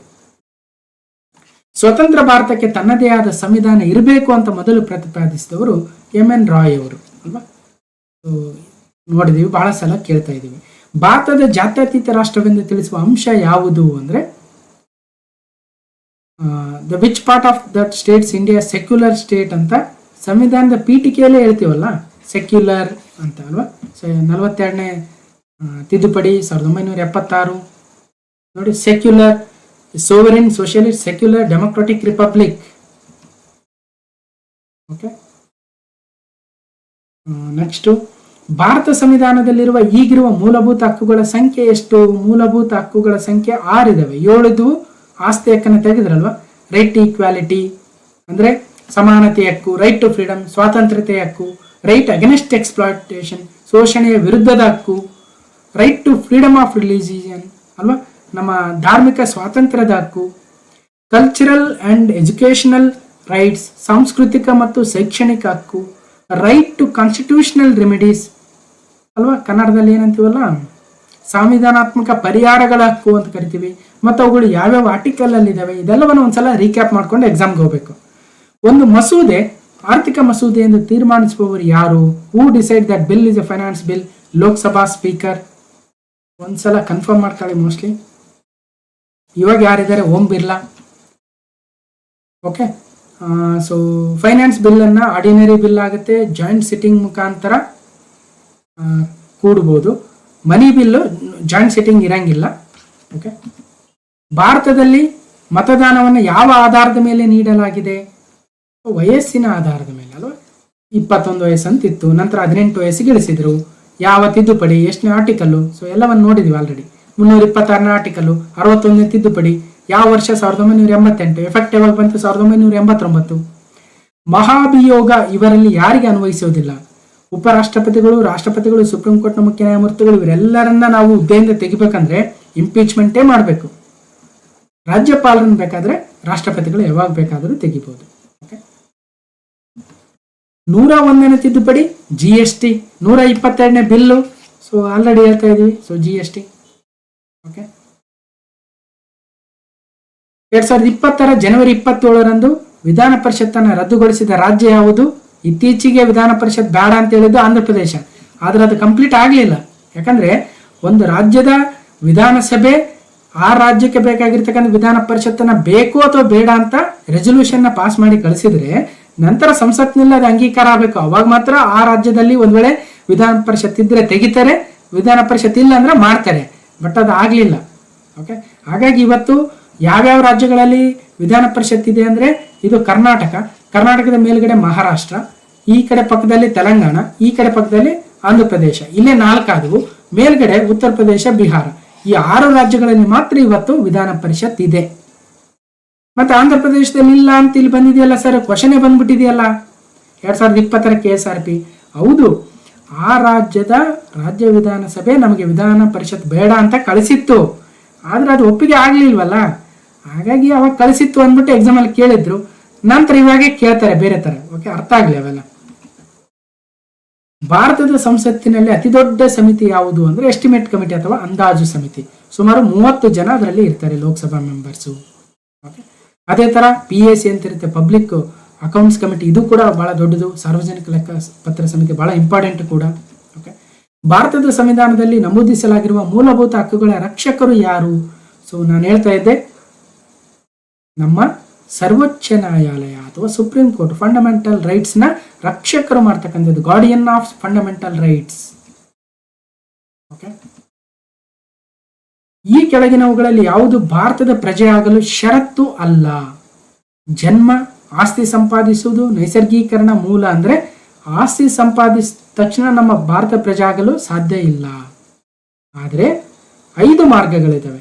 ಒಂದು, ಹುಟ್ಟಿನಿಂದ ಭಾರತದ ಪ್ರಜೆ ಆಗ್ಬೋದು, ನಮ್ಮ ಮೂಲದ ಮೂಲಕ ಪ್ರಜೆ ಆಗ್ಬೋದು, ನೋಂದಣಿ ಮಾಡ್ಕೊಳ್ಳೋ ಮೂಲಕ ಪ್ರಜೆ ಆಗ್ಬೋದು, ನೈಸರ್ಗೀಕರಣದ ಮೂಲಕ ಪ್ರಜೆ ಆಗ್ಬೋದು, ಪ್ರಾಂತ್ಯದ ಸಂಯೋಜನೆಯಿಂದ ಅಂದ್ರೆ ಯಾವುದೋ ಒಂದು ಭಾಗವನ್ನ ನಮ್ಮ ದೇಶದಲ್ಲಿ ನಾವು ಸೇರಿಸಿಕೊಂಡಾಗ ಪ್ರಜೆ ಆಗ್ಬೋದು ಅಲ್ವಾ. ಹೀಗೆ ಭಾರತದ ಸಂವಿಧಾನವು ಭಾಗ 2ರ ಅಡಿಯಲ್ಲಿ 5ರಿಂದ 11ನೇ ವಿಧಿಗಳಲ್ಲಿ ಭಾರತದ ಪೌರತ್ವದ ಬಗ್ಗೆ ಯಾವ ರೀತಿಯಾಗಿ ಅದು ಪೌರತ್ವ ಸಿಗುತ್ತೆ, ಯಾವಾಗ ಪೌರತ್ವ ಹೋಗುತ್ತೆ ಅಂತ ಹೇಳ್ತಾ ಹೋಗುತ್ತೆ. ಓಕೆ, ರಾಜ್ಯಸಭೆಯಲ್ಲಿ ರಾಜ್ಯದ ಪ್ರತಿನಿಧಿಯನ್ನ ಕೆಳಗಿನ ಯಾವುದರ ಮೂಲಕ ಆಯ್ಕೆ ಮಾಡಲಾಗುತ್ತದೆ? ರಾಜ್ಯಸಭೆಯಲ್ಲಿ ರಾಜ್ಯದ representative of the state in the Rajya Sabha R elected by which ಅಂದ್ರೆ ರಾಜ್ಯ ವಿಧಾನಸಭೆಯ ಚುನಾಯಿತ ಸದಸ್ಯರು. ಈಗ ನಮ್ಮ 224 ಸದಸ್ಯರು ಸೇರಿ ರಾಜ್ಯಸಭೆಯ ಮೆಂಬರ್ನ ಆಯ್ಕೆ ಮಾಡ್ತಾರೆ, ರಾಜ್ಯಗಳಿಂದ ರೆಪ್ರೆಸೆಂಟೇಟಿವ್ಸ್ ಅಲ್ವಾ. ಇವತ್ತು ನಿರ್ಮಲಾ ಸೀತಾರಾಮನ್ ಅವರು, ಜಗ್ಗೇಶು, ಹೀಗೆ ಒಂದಷ್ಟು ಜನ ರಾಜ್ಯಸಭೆಗೆ ಹೋಗಿದಾರಲ್ವಾ ಅವರು. ಓಕೆ, ಅಲ್ಲಿ ವೋಟಿಂಗ್ ಪ್ರೊಸೀಜರ್ ಇರುತ್ತೆ. ಇದನ್ನ ಸೆಪರೇಟ್ ಆಗಿ ಒಂದು ವಿಡಿಯೋದಲ್ಲಿ ಹೇಳಿದ್ದೆ ನಾನು ಯಾವ ತರ ಇದು ಆಗುತ್ತೆ ಅಂತ. ಓಕೆ, ಇವರ ಪೂರ್ವಾನುಮತಿ ಇಲ್ಲದೆ ಲೋಕಸಭೆಯಲ್ಲಿ ಯಾವುದೇ ಹಣಕಾಸು ಮಸೂದೆಯನ್ನ, ಮನಿ ಬಿಲ್ ಅನ್ನ ಪರಿಚಯಿಸಲಾಗುವುದಿಲ್ಲ. ಅಂದ್ರೆ ರಾಷ್ಟ್ರಪತಿಗಳ ಅಂಕಿತವಿಲ್ಲದೆ. ಓಕೆ, ಮನಿ ಬಿಲ್ ಅಂದ ತಕ್ಷಣ ಅಲ್ಲಿ ಜಾಯಿಂಟ್ ಸಿಟ್ಟಿಂಗ್ ಇರಲ್ಲ. ಓಕೆ, ಅದೇ ತರ ಪ್ರೆಸಿಡೆಂಟು ಅಸೆಂಟ್ ಕೊಡಬಹುದು, ವಿತ್ಹೋಲ್ಡ್ ಮಾಡಬಹುದು. ಮತ್ತೆ ಇದನ್ನ ಕೇವಲ ಲೋಕಸಭೆಯಲ್ಲಿ ಮಾತ್ರ ಮಂಡಿಸಬೇಕು. ಆರ್ಟಿಕಲ್ 110 ಹೇಳುತ್ತೆ. ಸೊ ಈ ತರ. ಓಕೆ, ಭಾರತೀಯ ರಾಜ್ಯ ಲಾಂಛನದಲ್ಲಿರುವ ಸತ್ಯಮೇವ ಜಯತೆ ಎಂಬ ಶಬ್ದವು ಯಾವ ಉಪನಿಷತ್ತಿನಿಂದ ಅಳವಡಿಸಿಕೊಳ್ಳಲಾಗಿದೆ ಅಂತ ಬಹಳ ಕಡೆ ಕೇಳಿದರೆ ಮಂಡೂಕ ಉಪನಿಷತ್ತು. ಓಕೆ, ಕೆಲವೊಂದ್ ಕಡೆ ಮುಂಡೂಕ ಅಂತ ಕೊಟ್ಟಿದ್ದಾರೆ. ಉಪರಾಷ್ಟ್ರಪತಿಯ ಅಧಿಕಾರಾವಧಿ ಎಷ್ಟು ಅಂದ್ರೆ 5 ವರ್ಷಗಳು. ರಾಷ್ಟ್ರಪತಿ ಆಗಿರ್ಬೋದು, ಉಪರಾಷ್ಟ್ರಪತಿಗಳಾಗಿರ್ಬೋದು, 5 ವರ್ಷಗಳ ಅಧಿಕಾರಾವಧಿ. ಈಗ ಜಗದೀಪ್ ಧನ್ಕರ್ ಅವರು ಇದ್ದಾರೆ, 2022ರಲ್ಲಿ ಬಂದಿದ್ರು. ಅಧಿಕಾರಾವಧಿ 5 ವರ್ಷ ಇರುತ್ತೆ. 1983ರಲ್ಲಿ ಕೇಂದ್ರ ರಾಜ್ಯ ಸಂಬಂಧಕ್ಕೆ ಕೇಂದ್ರ ಸರ್ಕಾರವು ಈ ಕೆಳಗಿನ ಯಾವ ಆಯೋಗವನ್ನು ರಚಿಸಿತು? ಸೆಂಟ್ರಲ್ ಸ್ಟೇಟ್ ರಿಲೇಷನ್ಸ್ ಅಥವಾ ಯೂನಿಯನ್ ಸ್ಟೇಟ್ ರಿಲೇಷನ್ಸ್ ಸರ್ಕಾರಿಯ ಕಮಿಷನ್ 1983ರಲ್ಲಿ. ನಂತರ 1987ರಲ್ಲಿ ಅವರು ತಮ್ಮ ವರದಿಯನ್ನ ಕೊಡ್ತಾರೆ. ಯಾವ ಸಮಿತಿಯ ಶಿಫಾರಸಿನ ಮೇಲೆ ಕೇಂದ್ರ ವಿಚಕ್ಷಣಾ ಆಯೋಗ ಸೆಂಟ್ರಲ್ ವಿಜಿಲೆನ್ಸ್ ಕಮಿಷನ್ ಅನ್ನ, ಕೇಂದ್ರ ಜಾಗೃತಾ ದಳವನ್ನ ಸ್ಥಾಪನೆ ಮಾಡಲಾಯಿತು ಅಂದ್ರೆ ಸಂತಾನಂ ಕಮಿಟಿ ಅಲ್ವಾ. ಸಂತಾನಂ ಕಮಿಟಿ. ಲಾಲ್ ಬಹದ್ದೂರ್ ಶಾಸ್ತ್ರಿಯರವರು 1962ರಲ್ಲಿ ಸಂತಾನಂ ಅವರನ್ನ ಭ್ರಷ್ಟಾಚಾರ ವಿರೋಧಿ ಸಮಿತಿ ಅಧ್ಯಕ್ಷರನ್ನಾಗಿ ಮಾಡ್ತಾರೆ. ಅವರು ತಮ್ಮ ವರದಿಯನ್ನ ಕೊಡ್ತಾರೆ, ಶಿಫಾರಸುಗಳನ್ನು ಮಾಡ್ತಾರೆ. ಭಾರತದಲ್ಲಿ ಒಂದು ಭ್ರಷ್ಟಾಚಾರ ವಿರೋಧಿ ಕೇಂದ್ರ ವಿಚಕ್ಷಣಾ ಆಯೋಗ ಇರಬೇಕು ಅಂತ. ಆ ಮೂಲಕ 1964 ಫೆಬ್ರವರಿ 11ರಂದು ತರ್ತಾರೆ. ಓಕೆ, ನೆಕ್ಸ್ಟ್, ಸಂವಿಧಾನದ ಯಾವ ಭಾಗವು ಪಂಚಾಯಿತಿಯೊಂದಿಗೆ ವ್ಯವಹರಿಸುತ್ತದೆ? ಪಾರ್ಟ್ 9, 9ನೇ ಭಾಗ ಅಲ್ವಾ. 9ನೇ ಭಾಗವನ್ನ ತಂದು 73ನೇ ಸಂವಿಧಾನ ತಿದ್ದುಪಡಿಯನ್ನ ತರ್ತಾರೆ 1992ರಲ್ಲಿ ಅಲ್ವಾ, ಪಂಚಾಯತಿಗಳ ಬಗ್ಗೆ. ಅದಾದ ನಂತರ 9A ಭಾಗವನ್ನ ತಂದು 74ನೇ ತಿದ್ದುಪಡಿ 1992 ಮುನ್ಸಿಪಾಲಿಟಿಗಳು ಅಂತ. ಇದನ್ನು ಕೂಡ ನೆನ್ಪಿಡ್ಬೇಕು. ಓಕೆ, ಕರ್ನಾಟಕ ವಿಧಾನ ಪರಿಷತ್ನ ಈಗಿನ ಉಪಸಭಾಧ್ಯಕ್ಷರು ಯಾರು? ಕರ್ನಾಟಕ ವಿಧಾನ ಪರಿಷತ್ನ ಅಧ್ಯಕ್ಷರು ಯಾರಿದ್ದಾರೆ? ಬಸವರಾಜ ಹೊರಟ್ಟಿರವರು. ವಿಧಾನ ಪರಿಷತ್ನ ಉಪಸಭಾಧ್ಯಕ್ಷರು ಮೋಸ್ಟ್ಲಿ MK ಪ್ರಾಣೇಶ್ ಇರಬೇಕು. ಒಂದ್ಸಲ ಕನ್ಫರ್ಮ್ ಮಾಡ್ಕೊಂಬಿಟ್ರಿ. ಅವಾಗಿದ್ರು ಕೃಷ್ಣಾರೆಡ್ಡಿ. ಓಕೆ, ಕರ್ನಾಟಕದಲ್ಲಿ ಅತಿ ಹೆಚ್ಚು ಕಾಲ ಸೇವೆ ಸಲ್ಲಿಸಿರುವ ಮುಖ್ಯಮಂತ್ರಿ ಯಾರು ಅಂದ್ರೆ ದೇವರಾಜ ಅರಸುರವರು ಅತಿ ಹೆಚ್ಚು ಕಾಲ. ಭೂ ಸುಧಾರಣೆಗಳ ಅಧಿಕಾರ ಅಂತ ಕರಿತೀವಿ ಅಲ್ವಾ. ಸೊ ಅವರು ಸುಮಾರು 7 ವರ್ಷ ಏನೋ ಅಧಿಕಾರ ಮಾಡಿರ್ಬೇಕು. ಒಂದ್ಸಲ 5 ವರ್ಷ 286 ದಿನ, ಇನ್ನೊಂದ್ಸಲ 1 ವರ್ಷ 318 ದಿನ. ಎಷ್ಟಾಯ್ತಪ್ಪ? ಸುಮಾರು 7 ವರ್ಷ ಮೇಲಾಯ್ತು. ಈಗ ಸಿದ್ದರಾಮಯ್ಯನವರು ಒಂದ್ಸಲ 5 ವರ್ಷ ಮಾಡಿದ್ರು, ಈಗ 100 ದಿನ ಆಗಿದೆ ನಿನ್ನೆ ಅಲ್ವಾ.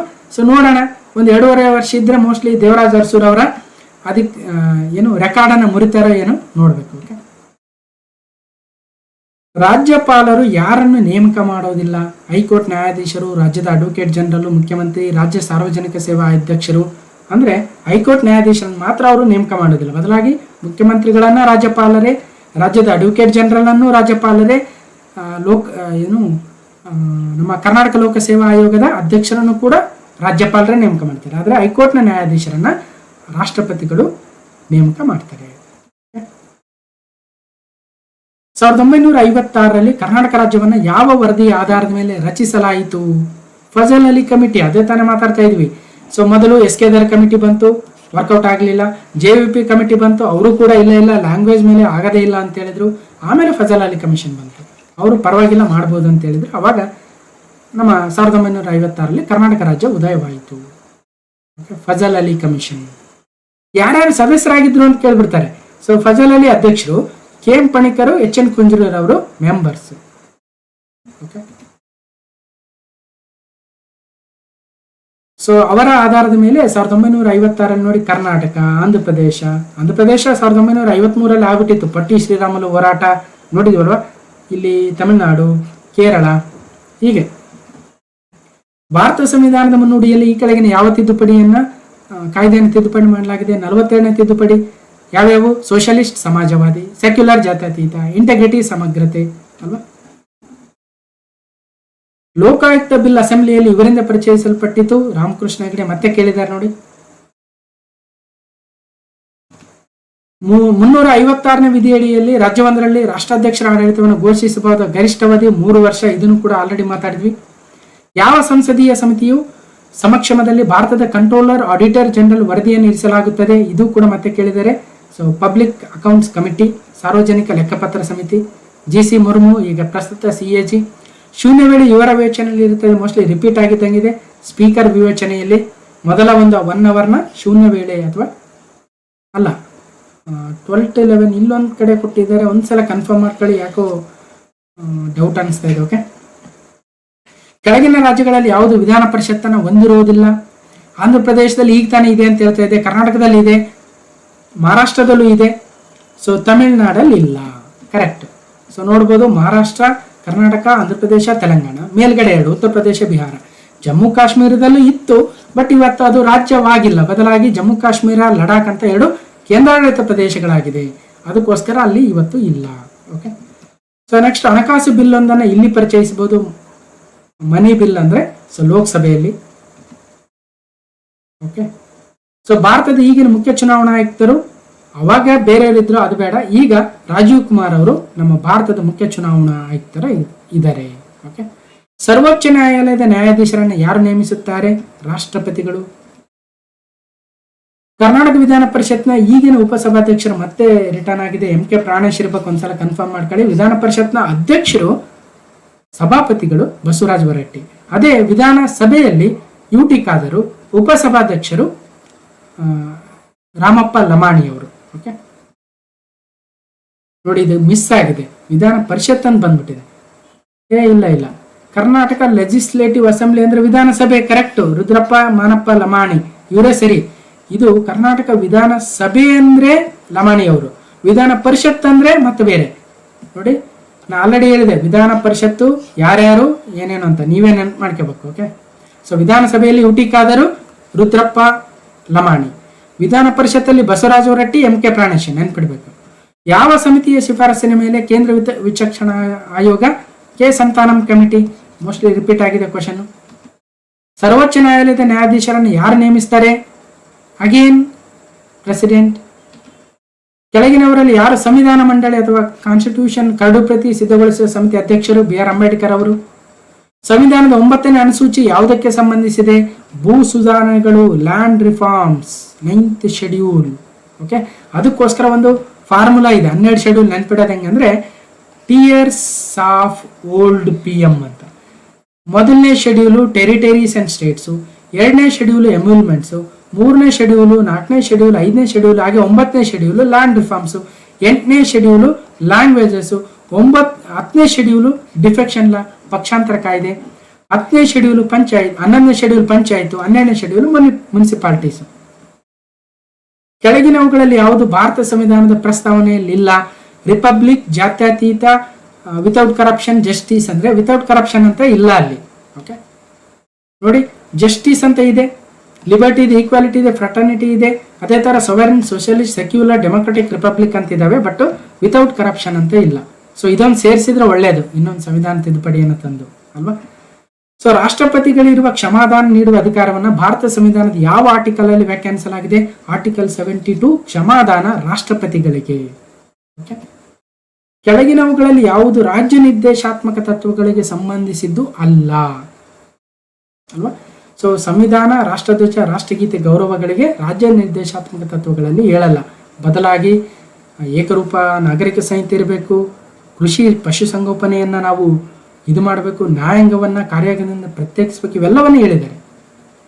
ಇದರಲ್ಲಿ ಮತ್ತೆ ಆರ್ಟಿಕಲ್ 36ರಿಂದ 51ರವರೆಗೂ DPSP, ಅದರಲ್ಲಿ socialistic principles, Gandhian principles, liberal and intellectual principles ಅಂತ ಡಿವೈಡ್ ಮಾಡ್ಕೊಳ್ತೀವಿ. ರಾಜ್ಯ ತುರ್ತು ಪರಿಸ್ಥಿತಿ ಮಾಡುವುದಕ್ಕೆ ಯಾವುದಕ್ಕೆ ಸಂಬಂಧಿಸಿದೆ? ಆರ್ಟಿಕಲ್ 356 ರಾಜ್ಯ ತುರ್ತು ಪರಿಸ್ಥಿತಿ ಅಥವಾ ಸ್ಟೇಟ್ ಎಮರ್ಜೆನ್ಸಿ ಆದ್ರೆ, ಆರ್ಟಿಕಲ್ 352 ನಮ್ಮ ನ್ಯಾಷನಲ್ ಎಮರ್ಜೆನ್ಸಿ, ರಾಷ್ಟ್ರೀಯ ತುರ್ತು ಪರಿಸ್ಥಿತಿ, 360 ಫೈನಾನ್ಷಿಯಲ್ ಎಮರ್ಜೆನ್ಸಿ ಅಥವಾ ಹಣಕಾಸು ತುರ್ತು ಪರಿಸ್ಥಿತಿ. ನೆನ್ಪಿಡ್ಬೇಕು. ಓಕೆ, ಕೆಳಗಿನವುಗಳಲ್ಲಿ ಯಾವುದು ಸರಿ?